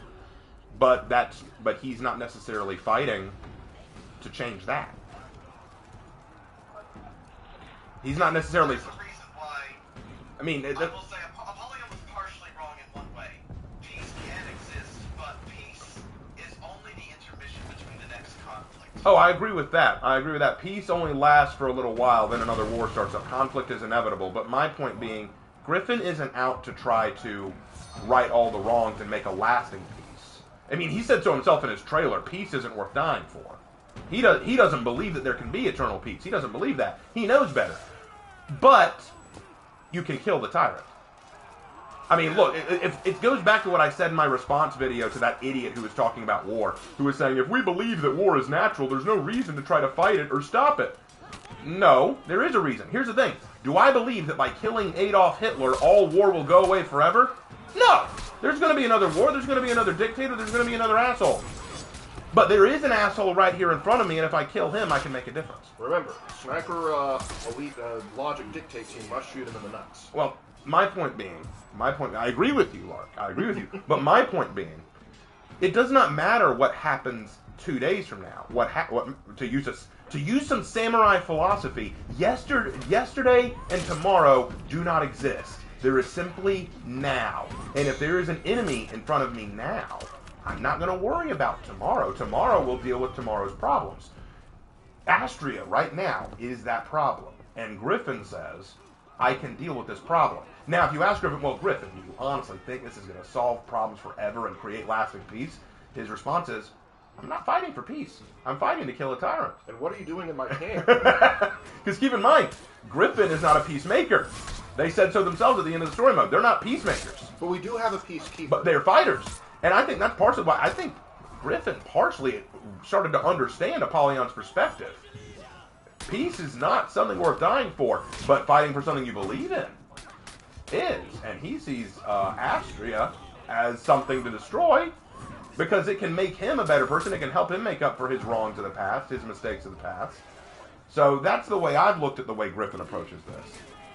Griffin can't solve all the world's problems. He can just solve this one. So that's why I appreciate Griffin. That's why I like Griffin. I don't think he's the best character in the world. I don't think he's as well written as he could be. But in terms of where he could have gone. It does beg the question, though. With the common enemy gone, Chimera will eventually fade out. What will Griffin do then? What will be his next goal? Who knows? I mean, that's a really good question. What happens when it all falls apart? I'm not sure Griffin expects to survive the fight. Yeah, that's a good point, Lark. Maybe Griffin doesn't even plan to live. Maybe Griffin doesn't plan to live through this. Because keep in mind, before he found Chimera, he was just a wandering mercenary with no home, nothing to do. He had no place to call his home. Everyone hated him for what he did with Apollyon. And regardless of what Ayu or Stagander tried to do for him, you know, he was still a pariah and people didn't like him. So it may be that he sees this as his final gift to Heathmore. I'm going to kill the tyrant pretending to be my former master.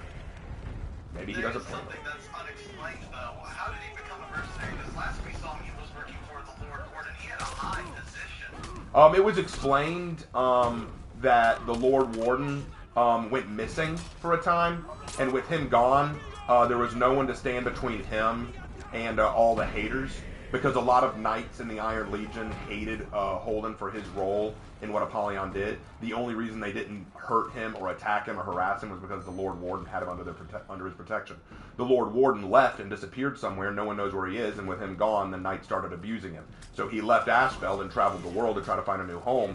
He went to Valkenheim, where Stagander tried to offer him sanctuary and tell the Vikings to leave him alone.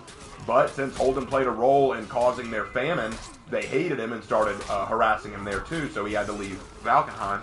So then he leaves Valkenheim and goes to the Mire, and while in the Mire, Ayu tries to give him sanctuary and safety, but the same thing happens there. They still blame him for killing the Emperor, so he can't stay in the Mire. And so with nowhere else to go, he leaves Heathmore altogether, and that's when he starts traveling the world and meeting other nations and the peoples and all that stuff. So that's how he became a mercenary. That makes sense. Although, I would wish for more specific details on the Lord Warden. Like, define missing Ubisoft, you know? They had right now the Lord Warden's location is completely unknown. No one knows where he is or what he's doing or even why he left necessarily. I took him with me. I took the Guardian with me. Now you have your buff, and it is all thanks to my sacrifice. Remember, I died for your sins. Oh, tie in to the bride picture. Tie into the bride picture. The bride of Christ is the church. I died just like the groom. So there you go. I did it. Very loose tie-in, but I did it. I'm proud of myself. Lord, congratulate me. I mean, I guess if you squint, turn your head sideways in a half drunk, yeah, sure. Yeah, absolutely. See, I told you, it works. What? Okay. What's your favorite faction? What's your main as well? I'm a knight through and through. That's my favorite faction. My main, it kind of rotates. Warden, ironically, I know he's not that great, but I love the aesthetic. It used to be Lawbringer for a while until he's sort of faded with the times to a certain degree. But and then there's Blackbriar and Centurion. I kind of rotate between those four. Raven can attest to that. Mm-hmm. I can't blame you for being a knight lover. I mean, I used to be a samurai main at launch, but Blackbriar got me dabbling in them, and then Warmonger just officially converted me. There you go. I was a samurai main at the start. I started off with the samurai, but that didn't last long. At the end of the day, I cannot deny my knight roots. Yep. Lark and I we come from a line of knights, so we have to uphold our, there we go, Cribbling. We must uphold our ancient roots. Meanwhile, you have me, who's literally an Apollyon fanatic. Oh, it's fine. I don't mind that. I'd rather an Apollyon fanatic than people who go into my comment section on my videos just to tell me that Apollon's a crap tier villain. I deal with them all the time. All right. Invictus here just dropped $10. Oh, $10, sweet. Okay, what's the question? Thanks for continuing to entertain and inspire everyone to think deeper about subjects that you make content for. Hold on. I got another super chat. How did One at a time. No, just that popped up. I know you said times are tough, but you've got this. Keep going on. Appreciate that, dude. We'll really appreciate that. Just the family's going through some tough times, and finances are tough on me especially. And Daniel G just dropped $50 Canadian. Thank you, dude. Oh, 50. Look at you. You're doing great tonight. Man, I'm really love us tonight. The Canadians are very much in love with us. I wish that it wasn't just Monopoly money, but I mean, I'll take it. I'm trying to save them. We can't talk too much. The way inflation's going, our money's not going to be that much better. Yeah, I know, right? Hey, Raven and Lark, just came home from a very stressful youth group. Social battery is gone. Oh, I know what that's A stressful youth group? Isn't youth group supposed to be uplifting? Hey, remember the youth group I went to? Oh, that is true. Our first youth group was pretty crappy, no question. Yeah. So, it's nice to be able to come and chill with the boys. Thank you for being here. For the line, repent, for tomorrow you die. Dark. I love that quote from the Dark Angels. That's what, the trailer for Space Hulk Deathwing That quote, oh, it almost gives me chills. Thank you, Daniel G. That's an awesome quote. Thanks for the super chat. Thanks for really appreciate the super chat. That means so much to us, and it does help us out a great deal. Like any support y'all can give helps out tremendously. Yep. Appreciate that. You better one's like, hey, don't diss our Monopoly money. Listen, we talk about it because it's colorful, and secretly we're kind of jealous. We do. It's not bad. I like Monopoly. Okay, it's cool. I wish I had Monopoly money. I kid you not. It almost ruined our cousin's engagement. Okay, true. Okay, let's tell the story. Okay, so we have a cousin who's in the Navy. Well, actually, both of our cousins are in the Navy, but beside the point. Okay, his name is Sam. I can't tell. Oh, Ivan has left. Sorry, Ivan. It was a lot of fun. See you next time, brother. Ivan, I hope you didn't feel bad because we weren't talking to you. I'm sorry. He was in the zone, man. Forever in the zone. I'm sorry, Ivan. If you're still watching, know that we love you, dude. We had a lot of fun. Thank you so much for playing with us tonight. And we gotta work that out, like a balance between talking to the person that we're playing with and with the audience. He's still in chat. He's good. Okay, he's still in chat. Okay, awesome. I didn't want you to feel like I was leaving you out. He says no. He was in the zone. Okay, awesome. Okay, so who to play now? I've been playing Knights a bit. Let's go Viking. Actually, no. I need to do a Samurai. Let's do Shugoki Pokey Joe. I'm going to go Shugoki Pokey Joe. Okay, anyway, so as I was saying, so Sam, he was recently engaged to a really nice lady. I hadn't met her before, but we were all going to go visit our grandparents up in Greenville, South Carolina. And we go there, and we all decide to play Monopoly together. Well, just me, Lark, Sam, and his fiance. And so we're all sitting around playing, and Lark, you remember how it went down way better than I did, so I'll let you tell that part. But all I remember is that Sam got a little competitive and a little trolling. So he was trolling hard. And he knocked his fiance out of the game first. And he had the audacity, and I love this about him. Whenever he was about to roll, he would put the dice over to her mouth, going, "Please blow on him, baby." And she in proper form, she just went. She would just do a raspberry out of his hand. And the best part was, he would actually roll well. Man cleaned me out. She would get so mad at it, too. That was the best part. It was great, but the fact that she was able, afterwards, like, she rolled with it perfectly, we were like, okay, she's going to stick around. She's going to be awesome. And they're still married today. They are married. They live in D.C. They're very great people. Well, we won't hold that again. Well, he doesn't want to be there forever. Yeah, I know. I do have something Mark likes to. He does like to lament about individual factions, right? Right. I have been known to do that. Have you ever thought about doing one for each of the factions in For Honor? That's kind of more my thing. But I mean, the issue with lamenting about the various factions For Honor is there's an overview, but there's not a great deal of detail. The reason Raven is able to go into those better is because he basically has to fill in from actual history and connect that to what we see in game. I typically dive more headed first. Like the Lamentations I'm currently editing now, hopefully it'll be out tomorrow or Sunday, is on the Halo's Covenant. So, like that, and there's a lot of lore in there. In fact, I'm having to cut out a lot of jokes I originally had planned just because the video was so long. My disk space is being eaten up.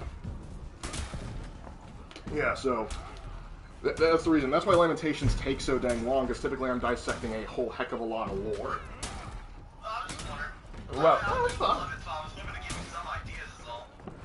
we've got a list of ideas, and we're always happy to accept more. I've posted the list on Discord before of like ideas I currently have, and like someone will go like, "Hey, I recommend this," and I'll go and I will add it to the list. If it's something we can do, realistically. Yeah, theoretically, and just from streams alone, I've added like the hunter factions from Ruby and Hogwarts from Harry Potter, and that's Hogwarts is gonna be interesting. Oh, I'm gonna rip that one a new one. I can't wait. Do you play anything besides For Honor? You like horror games or something? The only horror game I play is Dead by Daylight, and that barely counts. I played Phasmophobia or Red Time. I have played that before. Yeah, Lark has played Phasmophobia. I have. You wanna play sometime, I got other friends that have been talking about it. Oh, perhaps it's been a couple months since I touched the game, so I'd have to get like readjust to the controls. But As for RWE, I've always been mixed on what to think about it. I mean, I loved the first 3 seasons, but it felt like it changed after Monty left us. Yeah, that's the common consensus. But It's not the same, sadly. It's a shame because I love the world. I think Monty had created a very unique world and had style with their characters as well.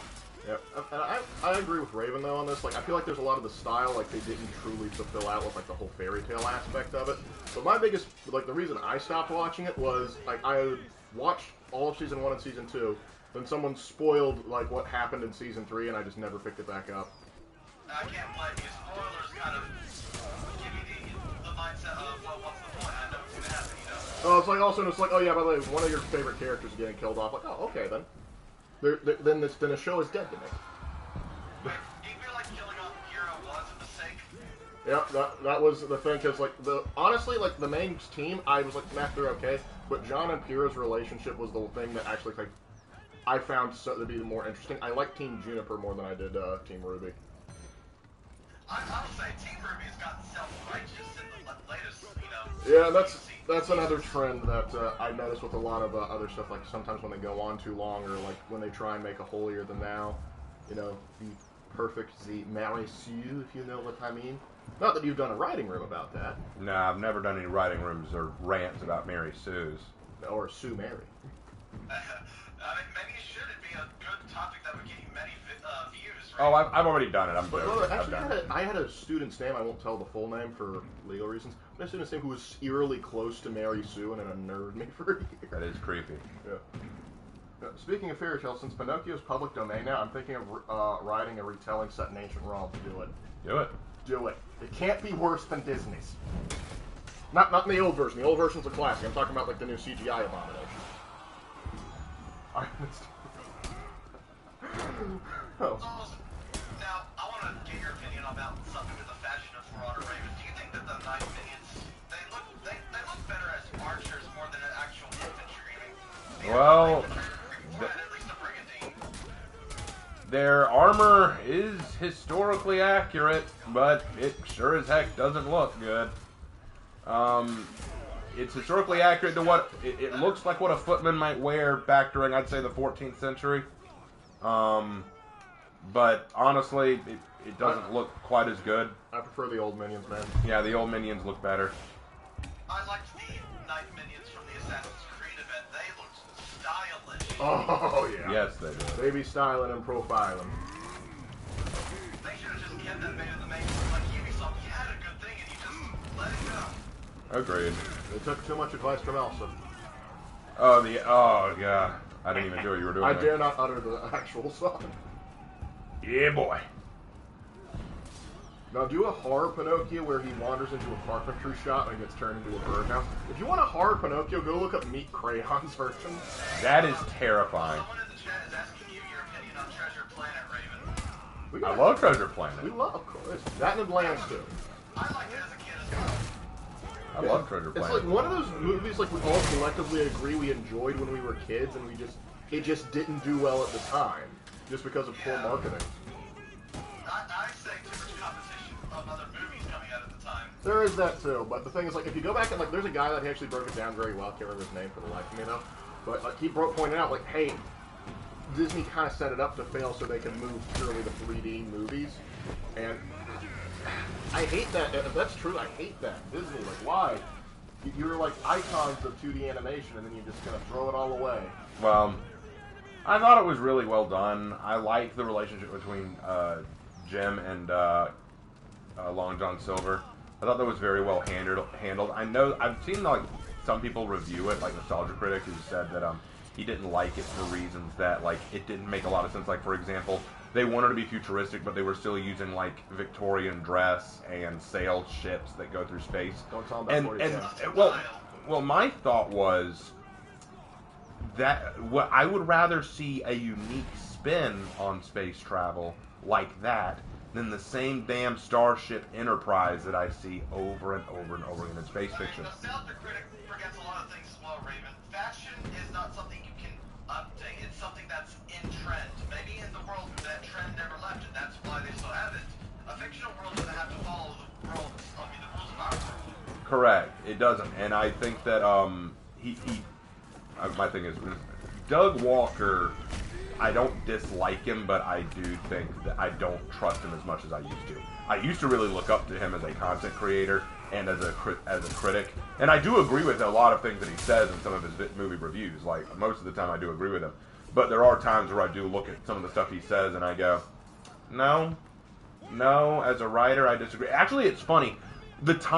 It used to be, this is true, guys, and I'm talking to the audience too. This is something that I think is interesting. I used to, when I was younger, like probably in my late teens, very early 20s, because right now I'm 29, so it gives you a basic idea of how long ago this was. I used to watch folks like Nostalgia Critic and Linkara and Brad Jones and all these people and really look up to them as critics. I used to think, gosh, these guys are just right, you know? They're right about everything. I agree with everything they say, you know? Because I wanted to learn more about critique. I wanted to learn more about reviewing stuff and understanding how things work. But it wasn't until I got older and actually started writing my own books, writing my own stories, and analyzing things from a new perspective that I began to realize, no, they don't know everything. They are wrong about stuff. And now I find less enjoyment in watching them than I do folks like Mahler. But the funny thing is, Mahler, as a creator, if y'all don't know who Mahler is, Mauler, look him up. He's incredible. He is incredible. He's one of the most long-winded YouTubers you'll ever see. His review of movies can last several videos, each of those videos 4 hours long. So he is a very long-winded person. But everything he talks about is fascinating. You're never going to see someone who understands movies quite like this guy. He understands storytelling on not only a basic level, but on a critical and intricate level. He is someone who can break it down incredibly well. And I find it fascinating to listen to the way he talks. Because I've heard him talk about stuff like The Last Jedi and stuff like that. Like, for example, I think when it really started for me was when I saw Nostalgia Critic's review of, what was it? The Force Awakens, the first new Star Wars movie. And he liked it. He said it was good. Now, I heard that, and I agreed. I was like, oh yeah, I like it too. But I kept thinking to myself, I don't know if I agree with everything he said, but he knows more than me, obviously. He must know more than I do. But then I heard Mahler talk about it. And I went, this makes so much more sense to me. And I began to realize that I can't look at people, including Mahler. I can't look at Mahler or Nostalgia Critic or any of these people and just go, they're right. I have to think about it myself. And as I've learned, like, the Nostalgia Critic can get caught up in his own biases very easily. And I think we all do. But I think it's important to try our very hard. Like, it would be easy for me to just say, oh, you know, like, For Honor's an objectively perfect game. That'd be a lie. It's got flaws. It's got problems. But I feel like that's something that Nostalgia Critic or someone like him would get caught up in. He's the kind of person who would look at something he likes and go, objectively flawless, wonderful. You can't disagree with me because I'm a critic. I'm the critic, you know.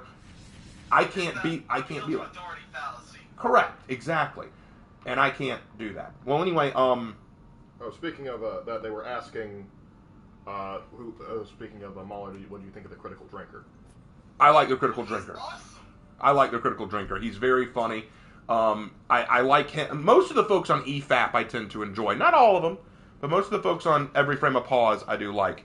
Rags, I'm not as big a fan of. Don't get me wrong, Rags is funny. He has good delivery. But my problem with him is I said he's okay. He's okay. My problem with Rags is he doesn't script anything. So quite often he gets caught up in rambles in his videos. Look, here, I get caught up in rambles. None of what I'm saying now is scripted, obviously. So I'm rambling. But Rags himself, he gets caught up in it in his own videos, like his response videos. And he's admitted he doesn't always watch ahead in his response videos, which I think is foolish to do. You should really look ahead. Like, for example, if I watch the beginning of a video and get mad and say, hey, you didn't mention this, what if later he does? That actually did happen to us. That actually happened to us. Yeah, no joke. A person actually responded to one of our videos. We officially had someone do a response video to one of our videos. And he did not watch the full video. He literally watched like the first 5 minutes, got mad at it, and decided to live stream himself responding to us. I watched his video, and I'm like, you clearly didn't watch my video. You clearly don't know what you're talking about. Are more impulsive. Yeah, they are. It's for sure. And I don't want anyone, and this is true of me too, I don't want anyone to listen to things that I say and just go, well, Raven said it must be gospel. I don't want anyone to say that either. I want people to think critically. about everything. I want people to double check, because I can be wrong. There are times where I don't have all the information, or something may turn up that I didn't know about. Like, there are times where I may say, I didn't know that. One time, the person actually came to me and they said, hey, Raven, you said this about Knight Armor in this one video. I can't remember which video it was, so I can't tell you exactly what it was. But they came to me in the comments and they said, I looked this up and I found this out. So I followed up, I researched, they were right. I said, well, you're right. I stand corrected. I can be wrong. I am capable of it. I'm capable of fallacy. So I don't want people to just say, well, Raven said this, because that would I hate when people do that with anybody. Shadiversity said this. Metatron said this. Nostalgia Critic said this. Well, what have you looked up? Have you done any research yourself? You know? It's one of those things. I want... I use him for a lot of my references when writing my own character. I do like Shad. There are moments where I do kind of go, Shad, careful. Because there are moments where he'll say something that I... Everyone has that moment with any person they watch, you know? Oh yeah, Metatron, I do that all the time. Not because I necessarily think he's wrong a lot, it's because there are times where I go, Metatron, careful, your ego is showing. As you point out, I am Italian. Well, I suppose that comes with the territory, you know, whenever you have made it big, quote unquote, on YouTube. Well, he admitted in a video at one point, I think it was a Q&A video, where he said that he has a bit of an ego. Part of it's because he's Italian. He was joking, because poking fun at Italians that way. But he admitted, you know, we all have a bit of an ego. I have a bit of an ego. I need to be careful not to let my ego show all the time. And you know, you gotta admire someone that's willing to like, yeah, okay, I got a bit of a... Yeah, I can be a bit... Like, it's like I had a boss when I was an RA with my CC, Randy, who was like, he was an asshole, but he would be the first to tell you that. He was like, I'm gonna warn you up front now. And the thing is, we all loved him, even though he could sometimes be a bit of a jerk. It was just how he handled it. Perfect. Anyway, what I'm probably gonna do, guys, is this will probably be the last breach match of the night. And so what I'm gonna do is I'm not gonna have anyone get off. Like, y'all are already on. We're doing this. But if anyone has any questions or they have anything they want to ask me or have me rant about or talk about, do so now, because at the end of the video there are some things that I do want to talk to you guys about, like personal one-on-one. So I'll just meet myself in the next round. like, yeah, once we're all done for the night and I'm like erasing armor I don't need to get more shit, like, you know what I mean, I'll that's when I'll like talk personally with everybody. So for now, if anyone in the chat has questions, comments, concerns, or wonders, or wants to donate more super chat, that's always appreciated too. Of course, gotta add that in. I'm not. I don't want to beg, but I'm begging. But we understand times are tough these days, legit. They are. But regardless of that, Lark, what's going on in chat? One guy's still asking about Treasure Planet. I answered that. I like Treasure Planet. I'm mostly asking because I'm planning on a world similar to Treasure Planet, kind of combining Pirates of the Caribbean and Treasure Planet. Make it work, dude. Make it work, yeah. Oh, Hannah, we kind of already had a rant going on. You're just late, Ah, Hannah. come in, bring it in a poly mommy. Bring it in a poly mommy. I'm going to ask you a more personal question, Raven. Obviously a joking one, but I want to know your answer. Okay. Which female character in Sword Father you like the most? Let's just get that out of the way. I've been wondering that for a while. The ultimate question: which is the true Raven Mama? Okay. The waifu that will ruin your life. The waifu that will ruin your life. Okay. So I'm going to explain my answer. I'm not counting any characters that can be female or male. I'm not counting any gender swapping characters. Only female locked characters. All right. So first of all, Pirate's out. Because Pirate has a very messed up wardrobe, and that's just not going to work for me. You gotta have some consistency. Plus, she's always sailing off, and I'm pretty sure she's a gold digger. So, not going to be able to work out with the Pirate, too much of a gold digger. Alright, then you got Valkyrie. Valkyrie's honestly a solid pick, but she won't show her face, which means that she's got some confidence issues, which I'm not saying, or she has a hamburger face. You know, that's possible too. I don't want to think that because she has a pretty voice and a pretty figure, but she looks like she could bench press me, and I'm pretty sure that her face is going to make Quasimodo look like a model. So she's out. Shaman is a literal animal. She is a dog, and I would sooner make her my pet than make her my girlfriend. So that's out too. Careful, she might be into that. I mean, look, here's the thing. If I have to constantly tell my girlfriend, hey, no, bad, not on the carpet, then I think there's going to be a problem. Let's see. Plus, I would need to give her her shots constantly. Like, that's another problem. I don't want to have to keep doing that. Do you take her to a doctor? You take her to a vet? What do you do? We just don't know. All right. Let's see. Then you got Nusha. Nusha's honestly a solid choice. I would definitely put Nusha in my top choice because genuinely Nusha, she's a dancer. She's got talent. She's very fit. I think the problem with her, I think the only problem I could see with Nusha is that she's a little coy. She's going to be a little bit of a troll. She comes with too many hooks. There are too many hooks involved. Yes, too many hooks involved.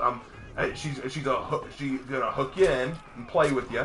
But you know what? She's not a bad person, so I could definitely try dating her, see where the relationship goes. But she wouldn't be my first pick. Then there's War Mommy. War Mommy, like the name implies, War Mommy is more of a mother figure. I don't know if I could date a mother figure. We're not getting Freud. We're not getting Freudian here. Plus, I'm pretty sure she would eventually kill me if I ever said, let's take a day off from the fighting. You know, I'm not here to try to establish a war. You know, that's not what I want to do. It would be interesting though every day. Oh, it's very interesting every day, although it would kind of get repetitive. She'd go, so, honey, are you ready to go start another war? Honey, I think we did that enough last week. All right, now, before you continue that, I just want to say, Dusty Church just dropped $50. $50 from Dusty Church. Put everything on hold. Dusty, what can I do for you, my friend? He said, would you ever consider holding your own... He said, would you ever consider holding your own tournament or any costume-based game with fans, either for fun or bragging rights? Well, perhaps. Perhaps that's not a bad idea. I think that could be fun. True story. In the past, I did hold kind of a tournament of fashion competition, but we stopped doing that after I stopped being on Discord very often because of the incident on Discord that will forever be known as the incident, the Cars incident. That's what we'll call it for now. But tell you what, since you asked and you did just give me a lovely donation of $50 for you, I will consider bringing that back. As for battle tournaments, like fighting tournaments, that could be very interesting. I'd need to think about how I want to organize that. But that's not... We have to prevent toxicity. We know for honor we play it. Right, so I would need to think about how to do that. Fashion contests, we can do. Lark and I had experience doing that. And Lark, you think we could go back to doing that? Yeah, we could probably do it. Okay, well, we'll think about that and we'll let you know. But thank you for the $50 all the same. Really appreciate that. That means a lot to me. Thank you so much. Really? Back to the previous subject. I'm going to just take a guess. Raven, you're a peacekeeper guy at the end, aren't you? No, I'm not actually. I am a Nobushi guy, and I'll tell you why. It does come down to me between Peacekeeper and Nobushi. Both are phenomenal, and Peacekeeper is smoking hot. But let me tell you the problem with Peacekeeper. She's married to her work. She is married to her work first. And that means if I go to the store to pick up groceries and she hears that I was talking to Nusha about fishing, about just doing anything, and she suspected that I was cheating on her, I would end up with a dagger in my gut. And that is something that I'm not excited about. Because here's the thing, Peacekeeper is a strong, independent woman, and strong, independent women scare the hell out of me. Because a strong, independent woman has no problem killing a man who she feels has slighted them. I want a woman who is strong, independent, but devoted. See, that's the thing, that's the third criteria. Peacekeeper is strong, independent, not devoted. She is strong, independent, and lethal. And as Caiaphas Cain famously said, I've only got room for one homicidally lethal woman in my life. And it is not her. It is not her. I love you, Peacekeeper. Probably the hottest character in game, but I just can't know whether or not I'll end up dead in a ditch somewhere. I feel like this is because you've read James Playville's Shogun too many times. Hannah's favorite is Peacekeeper, so I'm sorry, Hannah. I gotta disagree with you as well, Raven. I'm a warmonger person through and through. Hey, there's no judgment there. I don't have any problem with that. There's a lid for every jar, you know. Okay, District Church just. He dropped 10 more bucks. Thank you. He said, thank you for the feedback on that. I will happily await what you decide. I'm quite patient, as you have to be with For Honor, Lol. Very true. Thank you. Very true. Thank you for the extra 10. That means so much to me. Thank you so much. We will consider it, and tell you what, I'll make a decision by the end of the month. We will announce at the end of the month whether or not we bring back the fashion contest, at the very least. And if we do, we'll let y'all know what we start with, because we already did Warden. But who knows? Maybe we'll bring it back now. We'll talk about it. We'll talk about it and work it out. But appreciate the $10 donation. Now, on to the other topic. Why would I pick Nobushi out of all of them? Like, what does she bring that the others don't? Here's the thing. I've studied Japanese culture for a long time. And if there's one thing I learned about the samurai women, not only were they strong, not only were they independent, they were also devoted. They were not going to cheat. Odds are pretty good they were not going to cheat on you. And if you found out, they would willingly take their own life to save you the shame. So I believe that she would be very much. Oh, my friend, you gotta recognize that the Nobushi or Onabu geisha were in fact samurai. First thing you gotta realize about samurai is it's not just a military position. Samurai is a family. It's a social class, and even women could be samurai. And keep in mind, during the Edo period, only samurai could carry weapons, and that includes a naginata. So if a woman ran out with a naginata, she's samurai. And women, samurai women who had to stay home and take care of the house while the men were away fighting, they would be expected to protect the home in the event that it was attacked, and that means whipping out a blade and fighting with it. That means either a sword, dagger, polearm. So the fact is, I know if I leave home, she's got it. And the best part is, covered. They know how to manage finances. Plus, samurai women are expected to know far more than just battle. They are expected to be trained in housekeeping, cooking, and all forms of caring for their husbands, and also managing the household in terms of retainers, in terms of taking out the garbage, in terms of making sure that everything's orderly. In fact, samurai women are also expected to handle paying for items, paying for things, upkeeping. Why? Because the man's job in the samurai household is to serve the daimyo, to fight the battles, to do everything they can for their liege lord. They don't have time to think about taking care of the home. They don't have the time to think about paying taxes. They don't have time to think about getting everything in order. It is the wife's job to take care of those things. That is their role. That is what they're meant to do. And I know some people, that sucks, that's samurai life. And they were happy to do it. Many samurai women were very happy to have that role. Plus, there's other facets about being. It's the time period. It's also the culture.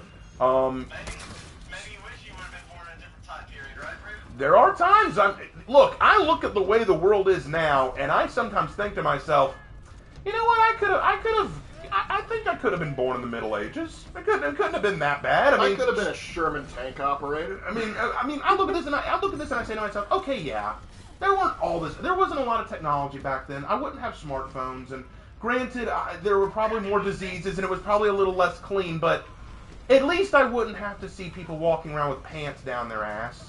I wouldn't have to hear social media every day talking about the latest cat video. And quite frankly, I'm sick of all these dank memes from people who don't understand the idea of comedy.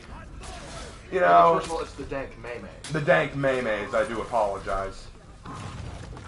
Yep. I understand. Oh, by the way, he's been asking this for a while, Shark Chaos. So, have you seen the new One Piece Stampede movie? I'm not sure if it's new or not. Because Red's coming out. Red is the one that I've heard is the new one. I don't think I've seen it. Like, the last One Piece movie I saw was... I don't think I've seen Stampede. We'll have to check it out. Good fight, Crippling Vibes. Thank you for that. I'll give you one, too. That's fun. I do want to play with you more later on, Raven. I do enjoy, our talks right now. Yeah, we can play another time. Not tonight, because I'm probably going to be done with For Honor.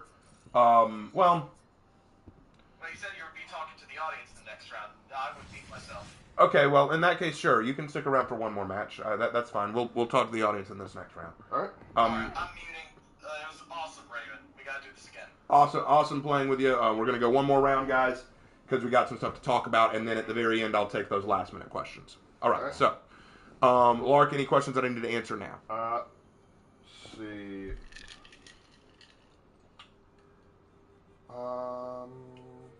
There's one towards me. Well, I guess it could be for both of us. Are we AKs or AR guys? And which I ain't picky. I like. I'm both. not picky. Pick the guns. I like both. I'm a fan, kind of. It's like I'm a guy that's like I like guns. I just like guns. Has anyone in chat talked about my choice of Nobushi or not? They approve. Oh, good. However, there's a lot of people that's like, well, I personally, like, one person said, like, I would prefer female Glad, and I know exactly why. Yeah. The abs. Okay, so I need to go. Let's go. Let's go Valkyrie. Okay. I just feel like going Valkyrie because she's supposedly getting her update next season, and I'd like to enjoy her as she used to be before she becomes a goddess among men.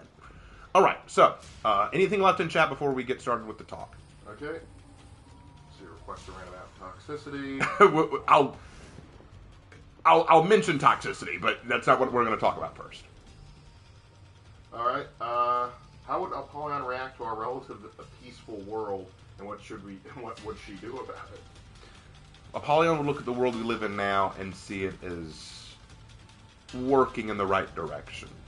There's conflict, but it's not true war Hold yet. the thought. Daniel G just dropped another $10 Canadian. $10 Canadian, okay. And what does Daniel G want? Sorry to bring up a grim topic, but just check my calendar. I just reached 345 days self-harm free. Good job. That's excellent. Glad to hear that. Thought one of people who helped me through rough days deserved no. Hey man, happy to hear you're doing better. Man. Glad you're doing better. Glad that you've been so long without any self-harm. Believe me, as someone who's gone through depression, I know how easy it is to give into that temptation to hurt yourself. I remember, Lark, you might have been there for that. Do you remember the one time I actually beat my head against a wall? Yes, I remember that. My head still rings sometimes thinking about it. But yeah, I understand how. That's just me whacking your head that time. Don't deprive me. Don't deprive me of the opportunity to hurt you. But okay, so if that's all, then we'll go ahead and get started with what I want to talk to you guys about. So I released the video the other day called Serious Announcement or Serious Update. And I was very concerned when making that video. I was very scared to make it because I didn't want to come off as desperate. I didn't want to come off as begging. I didn't want to come off in a very awkward way because I have not seen other YouTubers do what I did. Very few of them go to their channel and just say, guys, I need the money. Very few do that. They let their content speak for themselves and they let people donate if they want to. So I was worried that I would come off very inappropriately and y'all would voice that. But I want to just say that y'all have been positively amazing about the whole situation. You were not only supportive, but you guys, even if you couldn't donate anything or help directly, many of y'all said that you would watch the ads all the way through. You said that you pray for me, say that you support what I did, that you were always willing to stay with the channel. So I want to start by just saying thank you guys for being such an outstanding community. You took a video that you very easily could have pointed out and said, Raven, this is cringe. And instead said, Raven, we get what you're going through. We feel for you, man, and we want to help support you as much as you can. Don't lose hope. That actually got me a little teary-eyed when I was reading some of the comments this morning. I was very touched by what you guys had to say. That meant a whole lot to me. It was a hard video for me to make because I wasn't quite sure how I wanted to say it. So thank you guys so much for your understanding and your support of my situation. The situation, I'm not going to go into the full details. There's no reason, and y'all don't need to know. But it's affecting my whole family. Lark, my mom and dad, all of us. And me especially because of my difficult financial situation where I'm kind of stuck between two low-paying jobs. And one of those jobs is not a consistent job. So it's scary sometimes wondering how... I don't want to be entirely dependent on Lark or my parents. And I don't have anyone else that I can trust to make money. So I get scared sometimes wondering where I'm going to end up. I have faith in the good Lord to lead me where He needs me to go. So I do have faith. But sometimes not being able to see the path in front of me can be really, really scary. So I'm just saying that's why I had that moment. The other thing I want to bring up is I appreciate... Rephrase. Let me go back. Thought about what I was going to say. Thought of a different way to say it. Sometimes, you hear that? I got to think about what I say sometimes, right, Lark? You know, sometimes I got to think before I speak, right? Dad used to say that. Now, why would you do that? Dad used to tell us that. Dad used to... Anyway. In the past, I got a lot of comments from people saying that they appreciated the fact that I was someone who wanted to be more involved with my audience. I want to, because I want to get to know you guys. I want to make content that y'all will enjoy, and I think the best way to know if y'all will enjoy it is if I know you guys. And so I want to keep in contact with you guys. I want to tell y'all what's going on, like what's up, like give y'all occasional updates about here's what I'm working on, here's what you can expect. I like hearing from you guys. I really, really do. And I want to keep doing that. But doing that also means that sometimes I have to deal with the butt of the internet.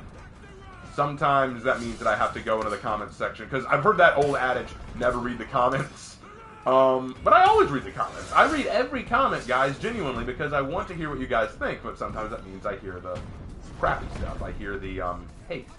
The negative Nancy. Right, and people have told me lately, don't listen to the haters.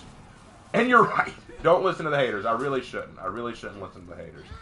But sometimes when I get enough hate on a video, like if I hear enough hatefulness, I start to take it to heart. Not because, oh man, why are they saying that? It's because I want to make sure, am I doing the right thing? Am I saying the right stuff? Are people interested in this series? So when I ask the question about the Executions Graded video, it's not because I'm like, oh man, no one likes me. It's because, do people enjoy this? Like, that's the reason. I don't want to make something y'all don't enjoy. I mean, I like making those videos, but if y'all aren't enjoying it, y'all aren't getting what you want out of it, I can do other stuff. I've got a ton of projects that I want to do, a ton of ideas that I want to make. I don't have time to do all of them, so I need to decide what I'm going to work on, what I'm going to sink my teeth into, and if execution videos is not what the audience wants, we can move on to other stuff. I won't be upset about it, I promise. But according to what y'all said in the poll the other day, y'all are very excited for the next Executions video, which I'll go ahead and tell you will be Peacekeeper. Peacekeeper is next on that list. I'm sure she'll be mad at me a little bit that I didn't make her my number one bae, but, you know, we'll deal with that when we get to it. Laura, keep an eye out for any daggers flying at me from across the room, okay? Laura just got it. So I am going to be working more on the execution videos in the future. I'm grateful to you guys for being so supportive. It really means a lot. Some of y'all even say, I don't see all the hate you're talking about. And that's on me. Sometimes I need to take criticism and not assume it's hate, but just say it's criticism. I think what I really want, and then there's one more thing that I want to talk about, and it's short, but it is something important. I was talking to my buddy Jay. If y'all don't know, Jay is one of my artist friends. He draws some amazing art, but he's also a very strong Christian. And y'all know that I'm a Christian too. If you don't know that, well, you know now. I'm sorry, bro. I didn't mean to kill you. That was my fault. I'll deal with this guy and revive you. How about that? As a Christian, though, one of my goals is to spread the message of God. And that is something that I have been trying to do on this channel, subtly, but I've been trying to do that. I've had a lot of people ask questions about the Bible and about the gospel and about Christ. It's a great opportunity to be able to share something that I'm passionate about and something that I care about with everybody out there. Don't hit me, man. I didn't mean to kill you. And so I want to say, more than anything, not just thank you for your understanding, but also thank you for this opportunity to share my faith with you guys, and thank you to all of you who are willing to listen to that. You don't have to. I've gotten to lead a lot of people to Christ that I never thought would happen. This channel, if nothing else, if not for the For Honor content, if not for the Dead by Daylight content or the writing content, if I can lead people to Christ or share my faith with other people, I'm fulfilling a purpose that I am bound by my oath to Christ to fulfill. Lark, would you agree with that? Great Commission. The Great Commission, yes. I have gotten a little bit of pushback on that. I do know I've gotten a little bit of hate on that. Y'all know who you are. That's biblically spoken, Jesus. That's biblical. I mean, listen, they took the main guy and they crucified him. What are you going to do? Correct. They crucified the next main guy upside down. Correct. So, thank you guys just so much. I keep saying it, but I mean it so much. This channel is more than I ever thought it would be. True story, when we made this channel, Lark, we didn't think anything would come of it. I didn't think anything would come of it. We were just kind of like, This will be fun. this will be fun to try. This will be fun to just kind of play with. But it's turned into something kind of huge. And it's something that I think God has definitely blessed me with. Who would have ever thought God could use a YouTube channel to do something amazing? He works in mysterious ways, for sure.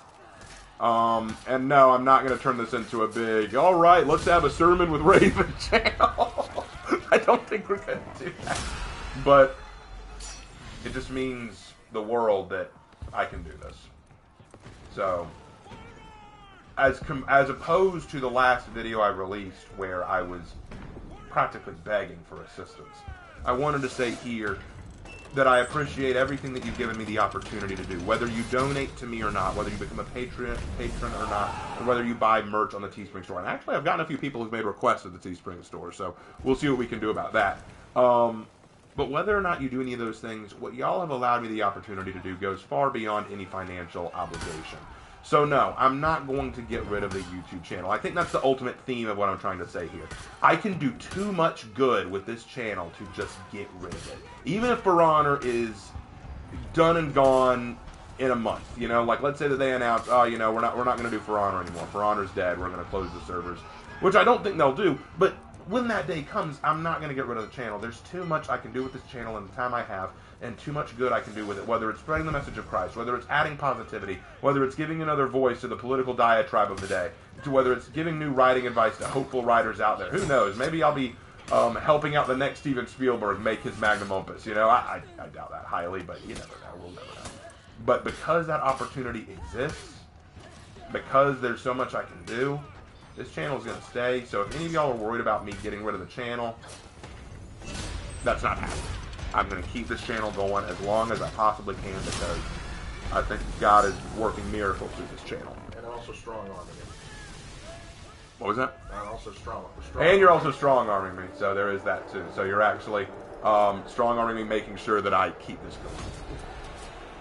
If you guys can, in the either in the chat or in the comments below, I'd love to hear y'all's thoughts about the channel. Like, what has this channel done for you, if anything?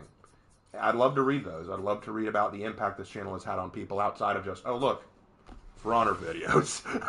Well, Brother Warcath was saying sermon, Pastor Raven, sermon. So maybe there is an audience. Maybe there isn't. Maybe there is an audience for that. Who knows? Maybe I'll do sermon series.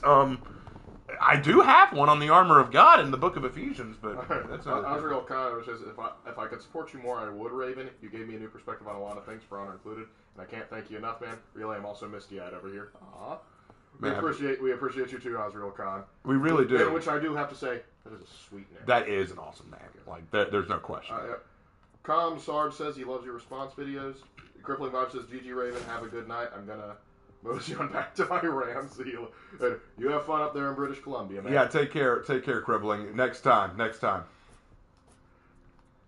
Yep, and Duncan Stern says, even as someone who isn't religious, Raven's pretty cash money. Oh, you hear that? You're cash money now. Appreciate that. Yeah, I hope I'm cash money. No, not too pushy with his beliefs and pretty chill as well. We're chill now. We've been promoted. I think that Christianity gets this bad rep as being too pushy with its faith. And no question, I think there are some people out there who are way too pushy. Yeah, it's like you bust down the door. Have you heard? Do you have time to talk about our Lord and Savior? Yeah, no, that's not how you reach people. You reach people through understanding them. You build a relationship with someone, you talk with them, and then God will provide the opportunity to talk to them about God, and then they will decide whether or not they want to take it. But it still tickles me driving. Whatever. I had to unmute myself for this. Raven, I will say about the pushy topic, I mean, I was raised in a Christian private school.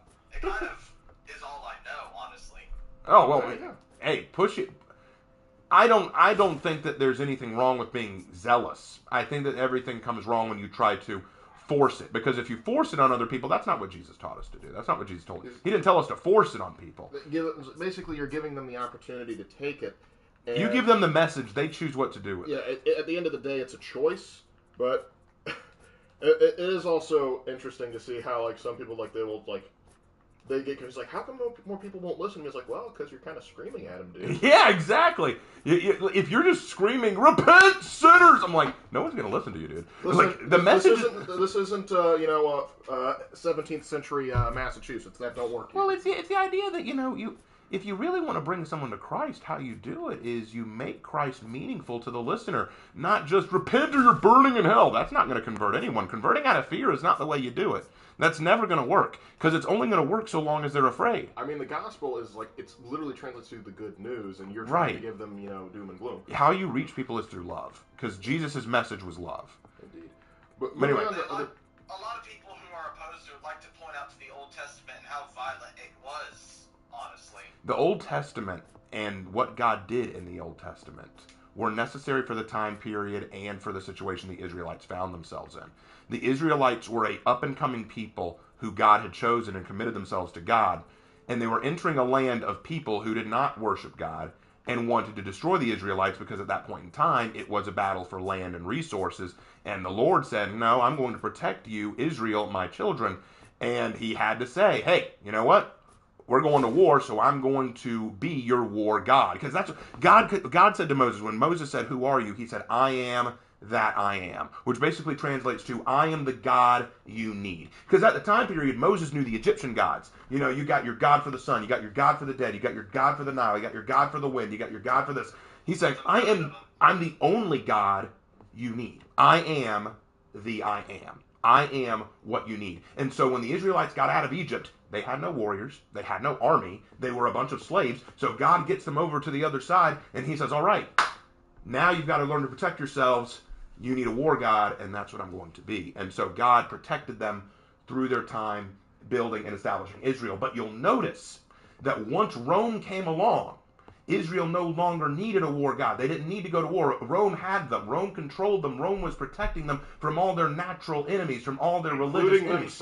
Including themselves. The Jews couldn't exactly hurt themselves anymore. So that was the time. That's why I always tell people, God picked the perfect time to send Jesus during the Roman period, because Rome built roads that allowed the gospel to be spread all over the place very easily. Rome was a military power.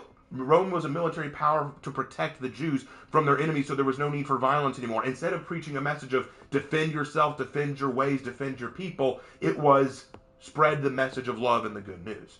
So that's why I say that when people go, what about the Old Testament? I go, well, let's talk about the Old Testament and talk about the context behind what was going on at that time period, and then compare that to the context of where we live now and what we have now.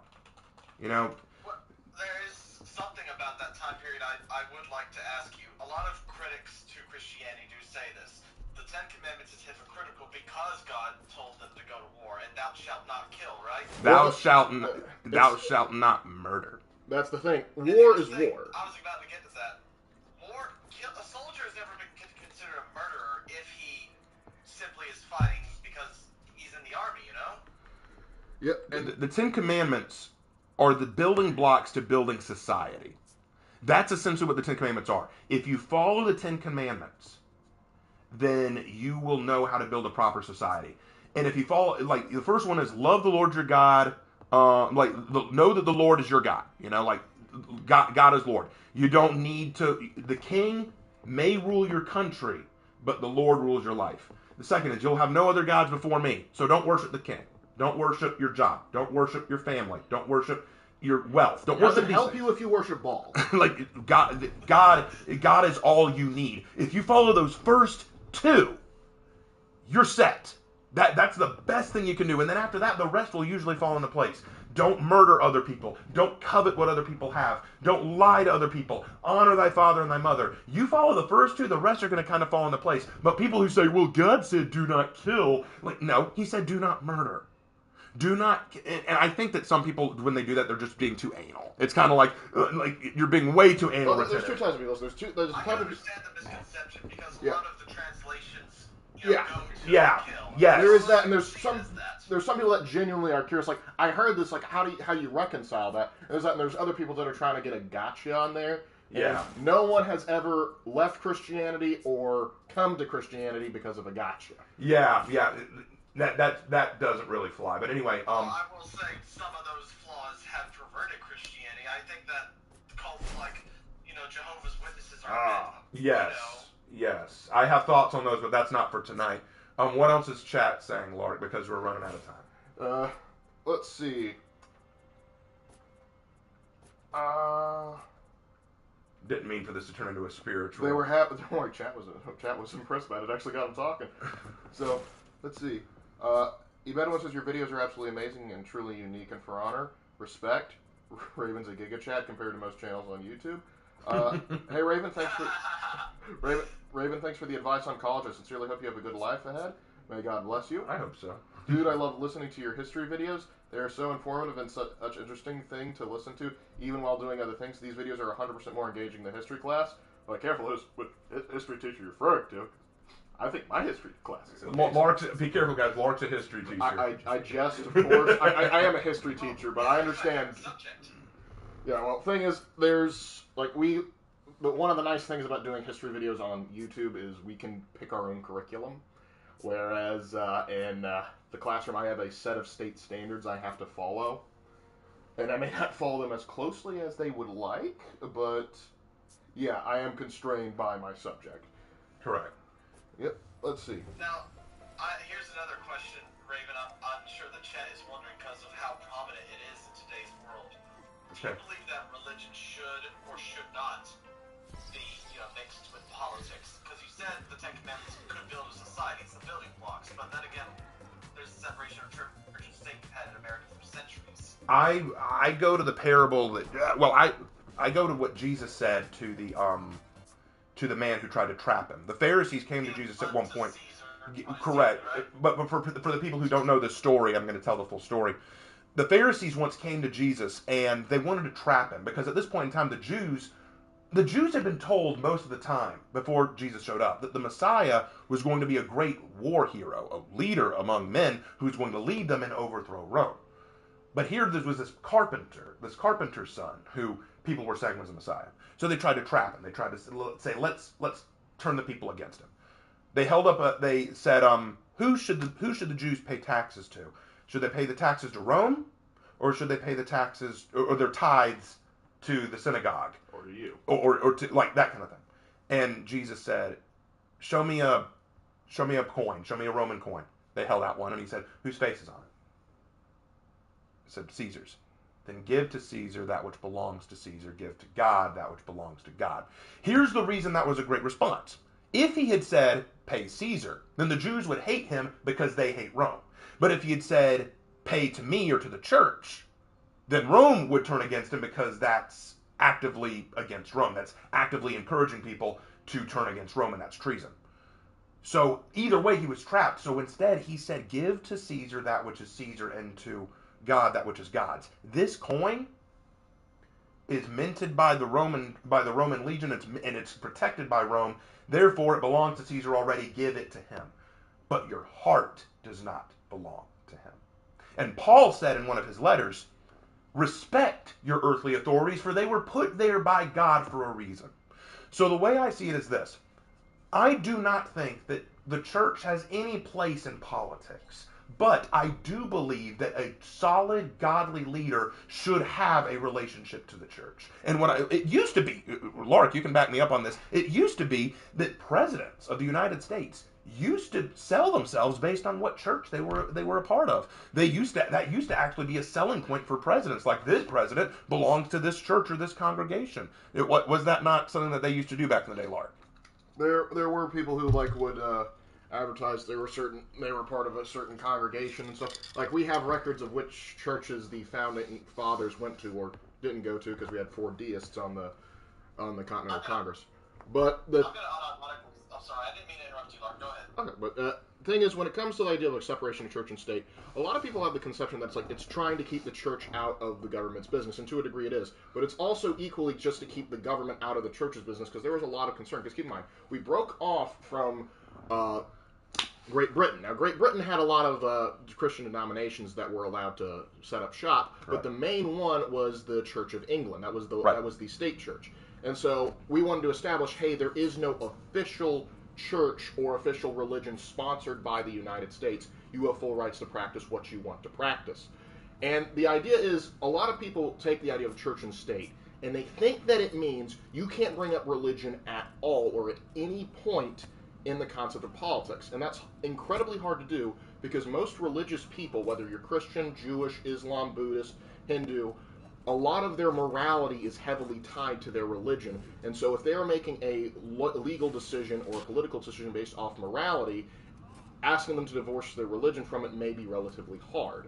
The thing is, when it comes to church and state, when you're keeping the church out of your state, you can't force another person in the country to obey and try to convert to their own religious decision. Correct. But politically speaking, you are allowed to let your religion influence your political decisions. So if you feel that, like if you're going to vote for a law hypothetically and you think, I don't want to vote for this because I don't think my religion allows for it, that's perfectly acceptable. Correct. So the point being, when people talk about separation of church and state, I agree with that aspect. It's like, I don't think that you should necessarily, I think that one of the problems that people think, again, Lark, I think you said it perfectly. There's nothing really I can add to that, so I'll drop it right there. I don't think I could say anything that Lark said that I don't think I need to add anything to that. Great job, Lark. Thank you. Anything else in chat before we move on? I've always, Jedi Knight says, I've always struggled with that quote. Does the quote, render under Caesar, justify the likes of Genghis Khan, who claimed that his victory was the will of the gods? Okay, great question. So what if your leader is a tyrant or someone evil or wrong? The way I look at it is this. God also called for us to recognize what is morally wrong and morally right. So I think that when you have a person who is doing wrong, God called you to call out what is evil, call out what is wrong, call out what is malicious. But I think eventually will happen, Raven. We all know that when the Antichrist comes, he's going to come as the savior to people, and only a few will be able to see past him. Right. Now, my point being, though, that's a different topic entirely. My point being, God calls us to honor the power that be, and what I mean by that is like the law of the land. Legal, because remember, when he's referring to render to Caesar, he's referring to taxation. Correct. So it's not just a matter of, oh, well, you should love any leader no matter what they do. No, it's respect the law of the land. And if your leader is not following the law of the land, then they are not respecting that, and you have the right and even purpose to point that out and call that out. But it does not mean, oh, just because you have a political leader, that means you need to follow them. He was basically saying, respect the laws that govern you, because the laws that govern you were put in place, especially today, when most of the laws that we see in the world are encouraged by the Judeo-Christian belief system. These laws that we put into place, we definitely could see God saying, if you see that your political leader is breaking these laws, yeah, you do need to call them out. But that doesn't mean that his issue was the Jews at the time, the Pharisees, wanted to rebel against Rome. They wanted to break the laws of the land and rebel against Rome. And Jesus is saying, that's not what I'm calling you to do. Yeah. That's not my goal. I think one thing that, like, if you ever watch the series The Chosen, which I highly recommend, one of the things they constantly talk, like the disciples talk about, like, so when are we going to do it? When are we going to, yes. when are we going to overthrow Rome? And it's ironic, isn't it? It is ironic because the thing is, that's not the war he came down to wage. Well, Jesus said himself, when they asked him before the Great Commission, they said, when will you establish your kingdom? And Jesus said, that is not for you to be concerned about. Our own pastor was talking the other day. We all like to think about, like, when is God going to establish his kingdom? When all that? But Jesus said, that's not what I want you to think about. That's not what I want you to worry about.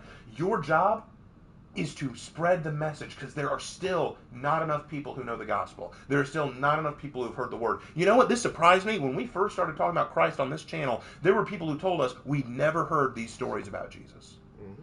And that shocked me, because I knew these stories when I was in middle school. Well, keep in mind, you would bamboozle your own teachers, because you would have to correct them just like our fathers used to on biblical facts. Okay, I gotta break this into a tangent, because this is great.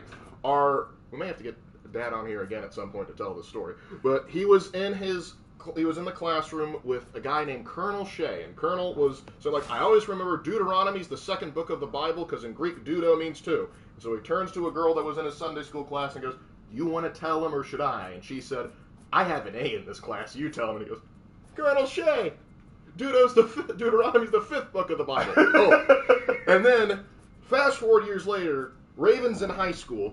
And his teacher was going off about the importance of David in the lion's den, and Raven's hands goes up.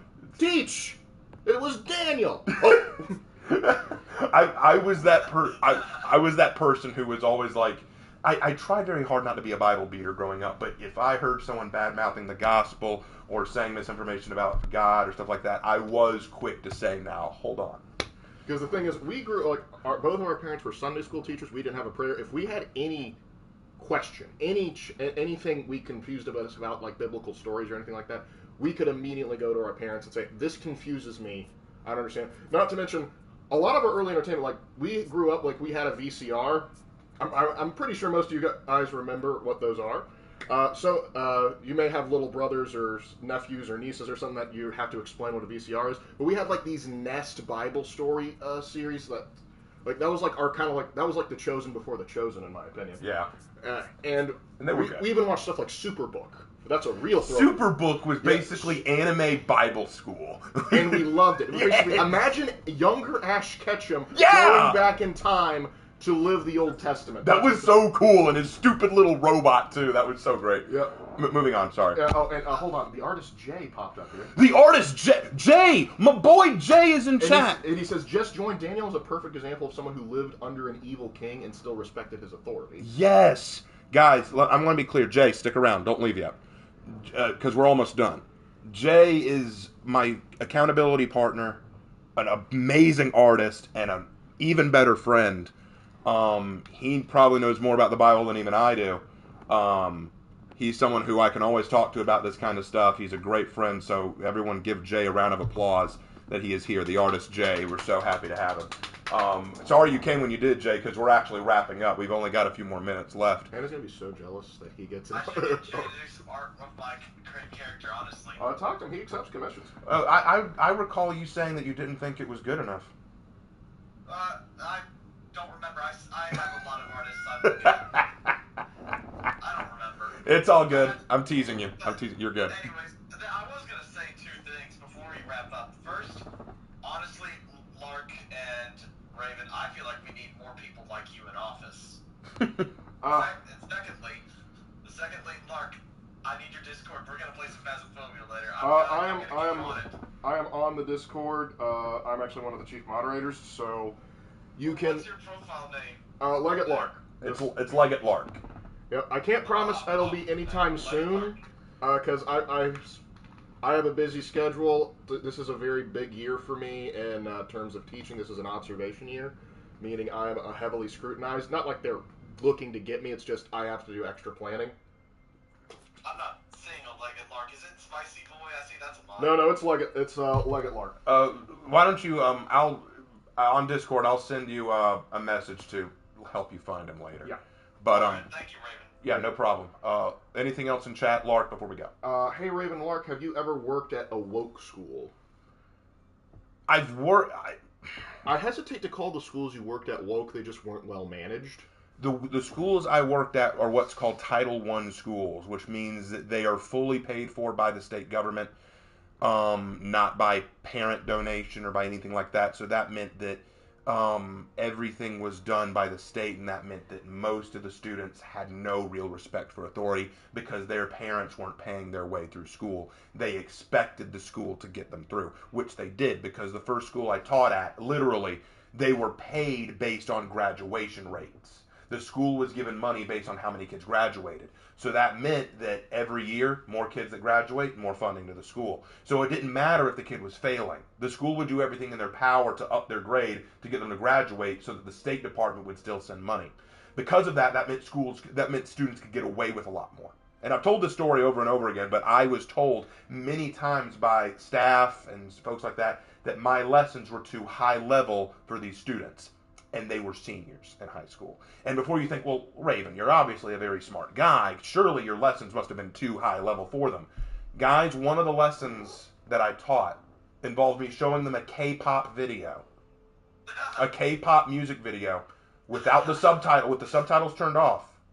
And I had them tell me in 5 sentences, what do you think is happening in this video? You don't have to be right.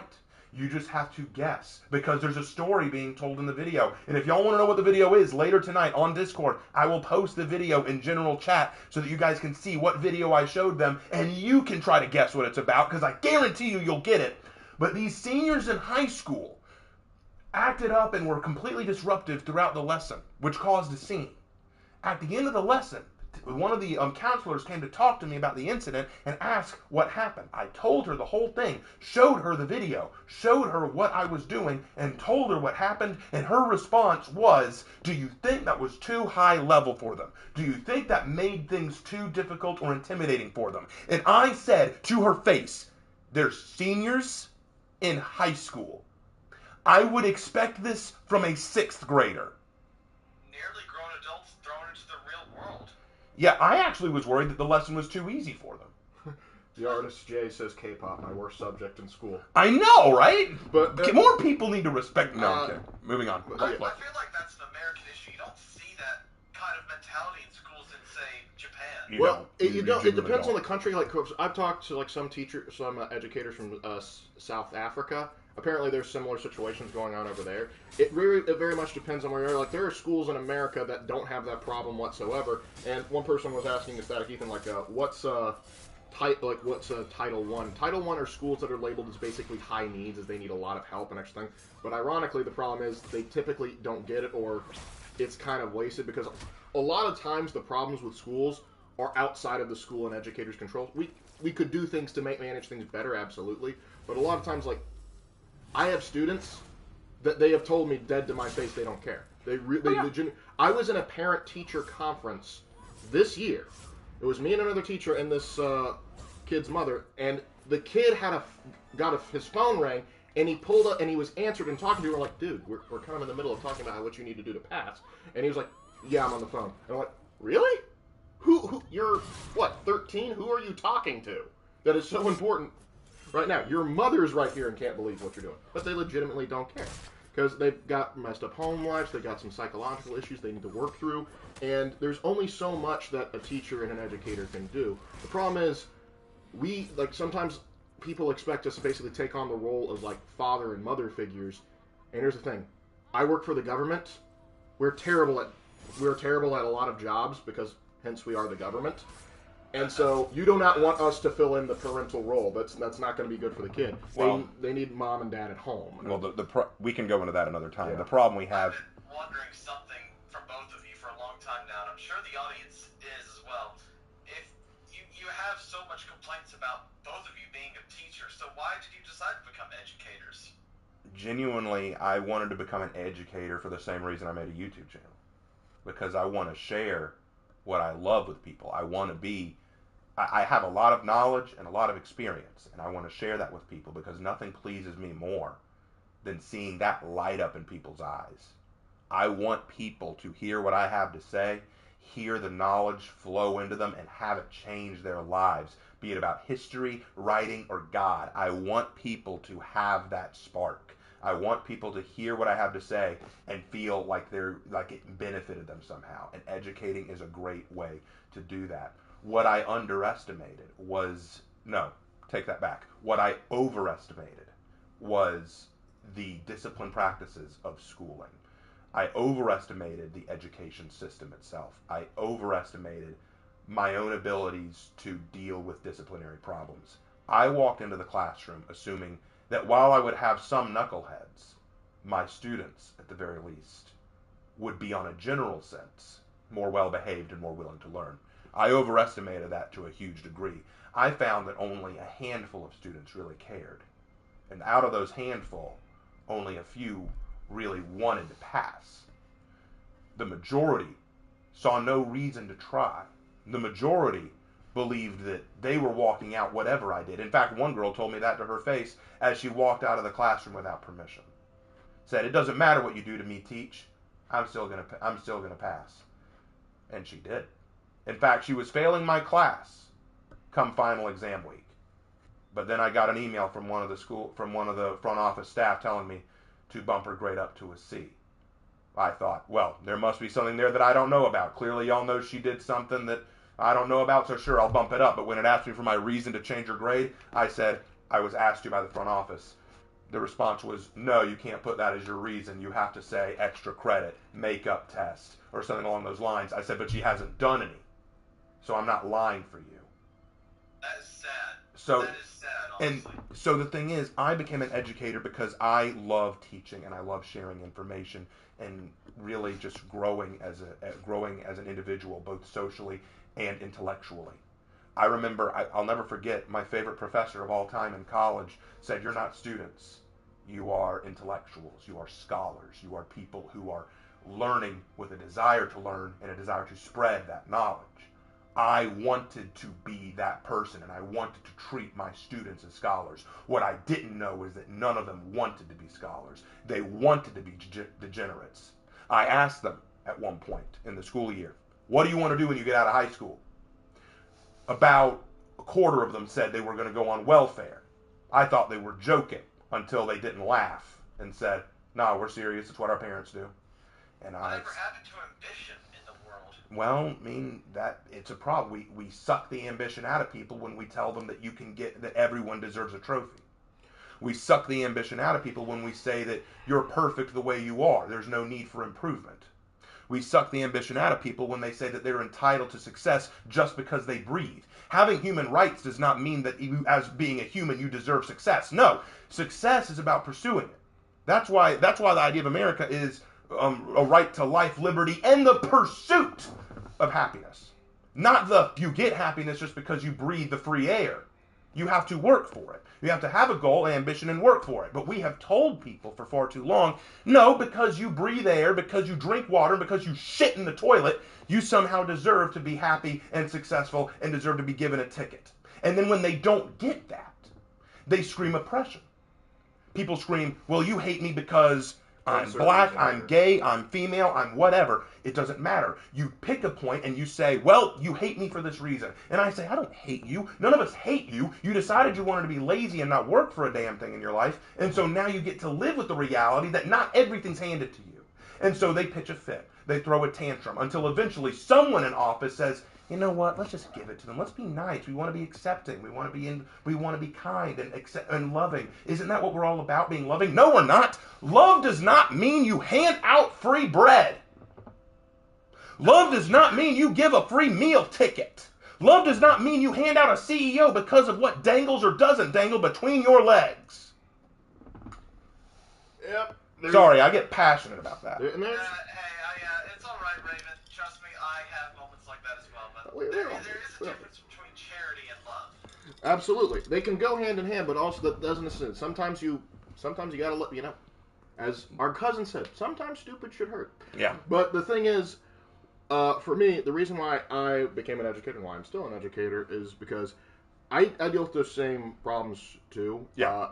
Fortunately, the school I teach at is not as bad as the two that Raven taught at. Yeah, yours isn't great, but it's not that we got our bad. problems, but the thing is, our administration actually backs its teachers. Yes. The thing is, I went in because I have a passion for history. I wanted to share that passion, and I enjoy messing around with the kids and making them laugh and stuff. And that's kind of why I still stay, because in any of them, given them my class, I'll probably have about 3/4 of them that are just in there because, well, that's what they're supposed to be. But there's a quarter of them that really dig into what I say. And then there's another quarter that'll start to pick up on what I do, and I get to make history interesting for them for the first time in their lives. Right. Because I get to tell them, because I don't just, this is what the textbook says. I actually very seldom use the textbook. I go, here's a fun story that has to do with the standards that you're going to learn about. It's because, for example, I teach in South Carolina. And so I teach South Carolina history, which most of them fall asleep at, or would. And so I go "Hey guys, you know why we have a palmetto tree on our flag?" They're like, "No, I don't. Let me tell you about the Battle of Fort Moultrie." And I get to explain to them some wacky history about how cannonballs started to get sucked up by logs and get to bounce off, and how we had people running around picking up cannonballs that the British just fired and then shooting them back. I get to see kids laugh. I get to see kids joke around and do stuff. I'm currently, one of those assignments I just gave out is they have to take something from the American Revolution and make a meme out of it. That's awesome. I get to see kids get excited about that sort of, and some are still going to drag their feet on and say, "I can't do it, it's too hard," just because that excuse has worked for them in the past. But there's other people that they finally, for the first time, they get a teacher that gets to, I get to do what I've always wanted to do. Because I will have students that will come up to me and "Hey, I saw this history meme and I thought of you." That sort of thing. Probably the most flattering thing I've ever been told was one of our other teachers. He's an English teacher. he had them basically deliver their project, but they had to imitate one of their teachers down the hall. And a lot of them said they wanted to do Mr. Lark. And they said, but I don't have any good dad jokes to use. And I was so touched. It's like that they thought they had to do dad jokes to impersonate me. And I was like, I'll write a few down for him. Give a list on your whiteboard. How old are you and Raven, Lark? I'm 29. I'm 26. So, Lark, you're the older brother. No, Raven is the older brother. I am older. I am 29. Lark is 26. I am the younger by 3.5 years. Yep. Lark is 26. Okay. Anything else in chat? Because we've been going a while and I've ranted enough. The artist Jay says, yeah, Proverbs says to pursue knowledge and all you're getting, get wisdom. Amen, brother Ben. See, like I said, Jay's just the guy to go to, you know. But Jay is the Forget there's a difference between He is knowledge the and light. wisdom so often. they do forget that for sure. Anything else, Lark? We got a heart from Mercy. Thank you. Thank you, Mercy. She also gave us a bunny earlier. I really Appreciate the bunny. Appreciate that. Wasn't that a VeggieTales song? The Boney, the Boney. Oh, I love the Boney. I love that song. All right. Oh, God. That takes me back. Yep. There's a lot of people who thought that that are surprised you're the older brother. That I was the older brother. No, I'm the older. Yep. Trust me, he don't let me forget it neither. Well, that's the job of the older brother. We are both. Oh, we You're are. Kirk Lark, as you can call him an old man. We both are called all. We are both told all the time that we're old souls. That is true, but also I do have to tell this because this is because I remember growing up and I was like, why does Raven get to do this? And Mom, dead to my face, said, he's the older sibling. He get that's one of the privileges. And I was like, so he just gets to get away with it? And then Dad from the back corner, yep. What was it? Well, I was complaining about, it's like, how come he's like he hasn't cleaned his room, but he gets to come into my room and say, dude, clean up stuff.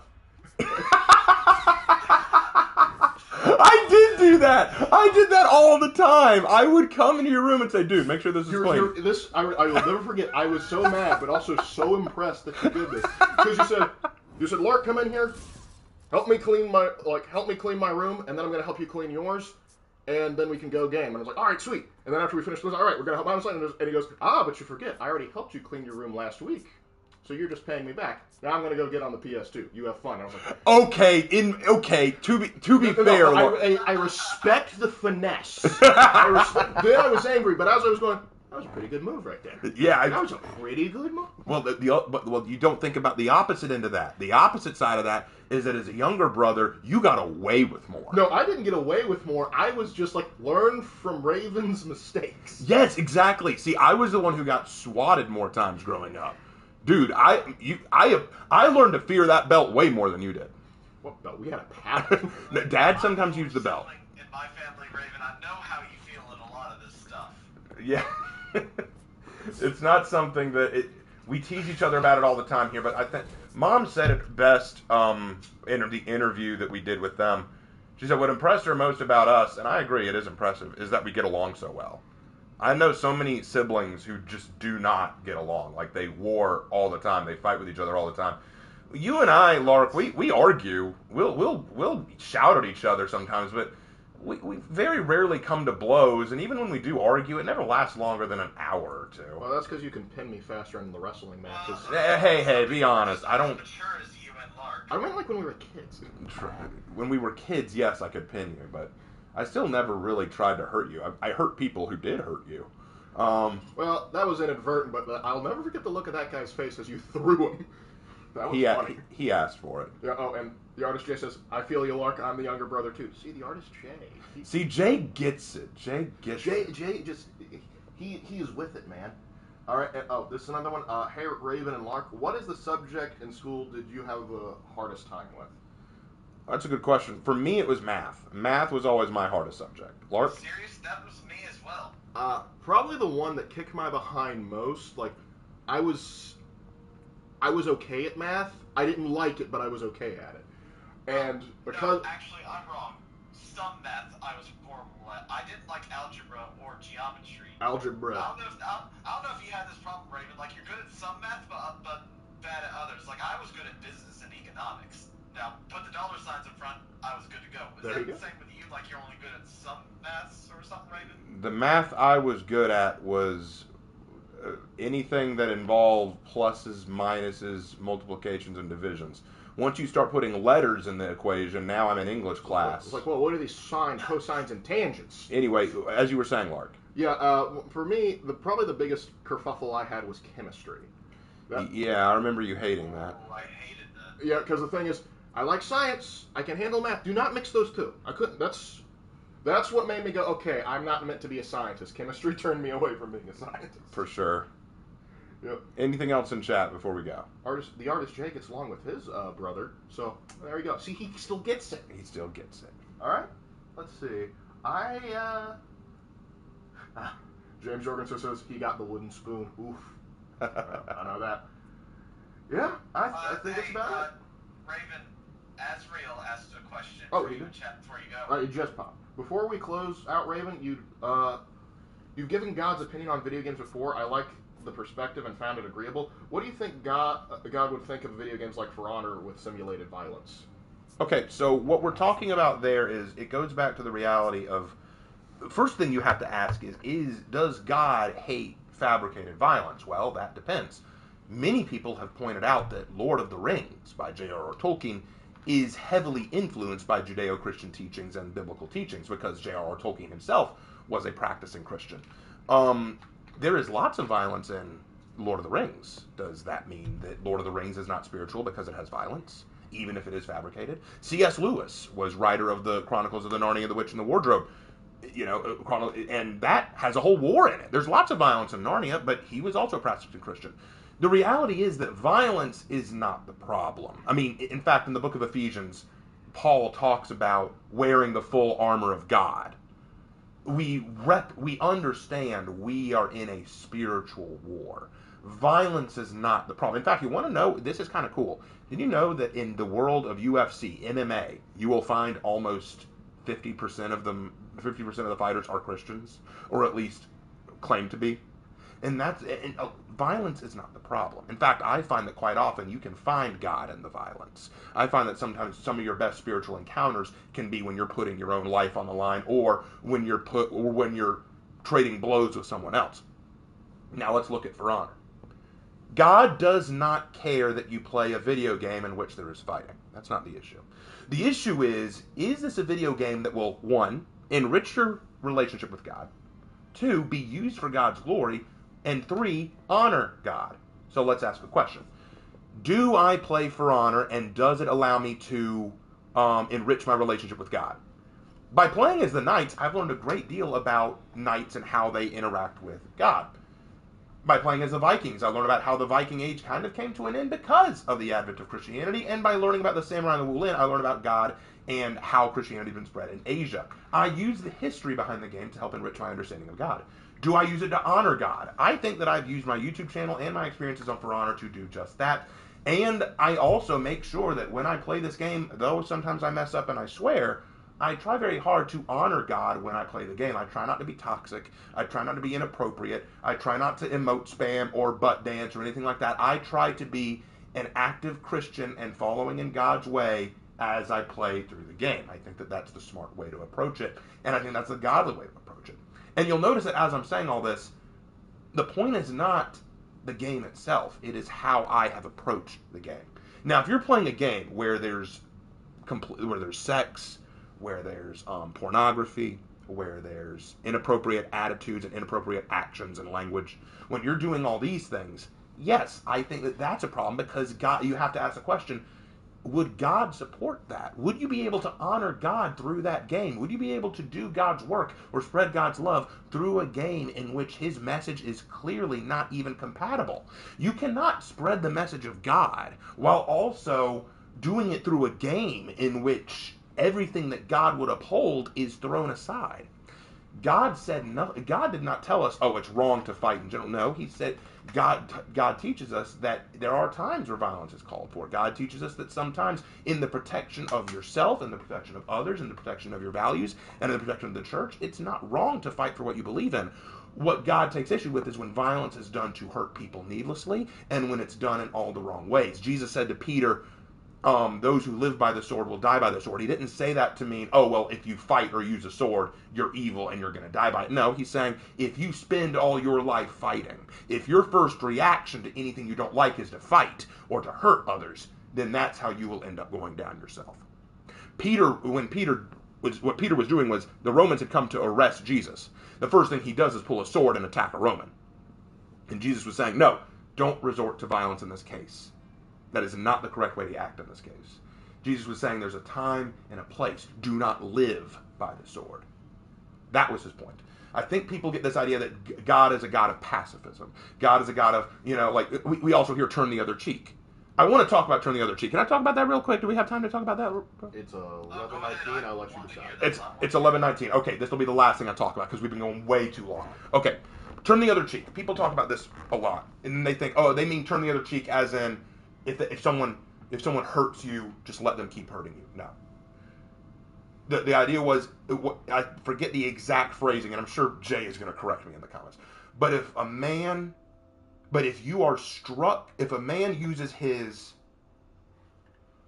right hand to strike your left cheek, then turn the other cheek. Now, what is that? If you take your left hand and strike if someone takes the right hand and strikes your right cheek, that's a backhanded slap. That's an insulting slap. Because if I take my right hand and I punch you, it's going to hit your left cheek. Is that correct? Lark, hold on. If I were to punch you, what cheek did I just hit? Get my left cheek. Okay, so I punched with my right hand and got his left cheek. But if I backhand you with my right hand, what did I hit? You get my right cheek. Correct. So if someone takes their right hand and hits your right cheek, that's a backhanded hit. That's an insult hit. That's just basically spitting in your face. It's the equivalent of an insult. And back in the day, to the Jews, to be struck that way was a very high insult. And the response was typically, let's hit back. And Jesus said, no. If you're insulted, do not retaliate. Do not pay back wrong for wrong. Simply turn the other cheek so they may strike the other one, to show that you're not willing to play their game. You're not willing to return bad for bad. But God did not say, hey, if someone is coming to kill or hurt you, or someone you care about, let them do it. God did not say that, and you'll never find that in the Bible. Oh, Artist J just popped in. Jude says that Jesus himself is coming with 10,000 myriads of his saints to execute judgment on all the ungodly. That's going to be violent. Violence isn't the issue so much as what you're fighting for. Exactly. Thank you, Jay. I appreciate that. So back to the original question. The original question was, would God have a problem with you playing a game where fighting is involved like For Honor? Well, that only depends if you think the knights fighting at all while still swearing loyalty to Christ is hypocritical. I think you can sum it down to this, and you can put this to any video game or anything really. Correct. Is the video game getting in the way of your relationship with God? Mm-hmm. Because I remember there's a cheesy Christian movie, but I repeat myself. That's what I was about to say, Lark. I agree with you. But, well, Lark, finish up your thought. Yeah, it's called Facing the Giants. And it's like, and one of the questions is, do you think God cares about football? And he says, I think he cares about your heart. And if he can use football to get to your heart, he cares about it. But if it's a distraction, he doesn't care about it. Exactly. And that's the thing. If you're playing a video game and it's getting in the way of your time devoted to the Lord, then it's an issue. But if the thing is, if you can do it and you're having community and you can have fun with people, and it's a way to sort of connect with other believers or perhaps spread the word, or you are very much honoring God in that, and it doesn't get in the way, it's not another idol, then I don't think it bothers him at all. Right. So anyway, I think that's it. Unless, is there anything else pressing, Lark? Because we've been at this longer than I think that's pretty much it. All right. Well, then in that case, I need to log off. I'm exhausted, and this was fun, Raven. I'm pretty much gonna get off as well. Yeah. I gotta play again sometime. Yeah, Absolutely. definitely we'll play again. And as always, we will do this every Friday. We love doing these For Honor Friday streams. Oh, before we go, Lark, correct me if I'm wrong, but will we be out of town Thanksgiving Friday? We will probably be out of town. Okay. If we're not out of town, if We'll we're let back, you know. we'll let you know. But if we are, obviously there'll be no For Honor Friday. We'll reschedule. But anyway, as for what's coming, a couple of announcements for those of you who have stayed. If you've stayed this long, thank you guys so much. You're true fans. There's a couple things that are coming. Lark is finishing up his Covenant, Lark's Lamentation, so that'll be coming out Speaking of religious issues. probably tomorrow. And I am working on the next 3 chapters of For Honor and Glory. Hopefully one of those will come out either tomorrow or later this weekend. We'll just have to see what happens. And I'm also going to aim to get the Peacekeepers executions graded done. So I've got a lot planned, guys, but I also want to do some more writing. Jay, I'm working on Nomad. And Hannah, if you're there, I'm working on Wraith Riders. I have both on my to-do list, so trust me, I've been spending a lot of time writing because it's a good distraction from the other woes of life. All right, so with that all out of the way, thank you guys so much for watching this very long but very enjoyable For Honor Friday. Rough start, but ended on a very, very high note. Thank you guys so much for watching, and as always, we will see you in our next video. Take care. Have a good one, guys.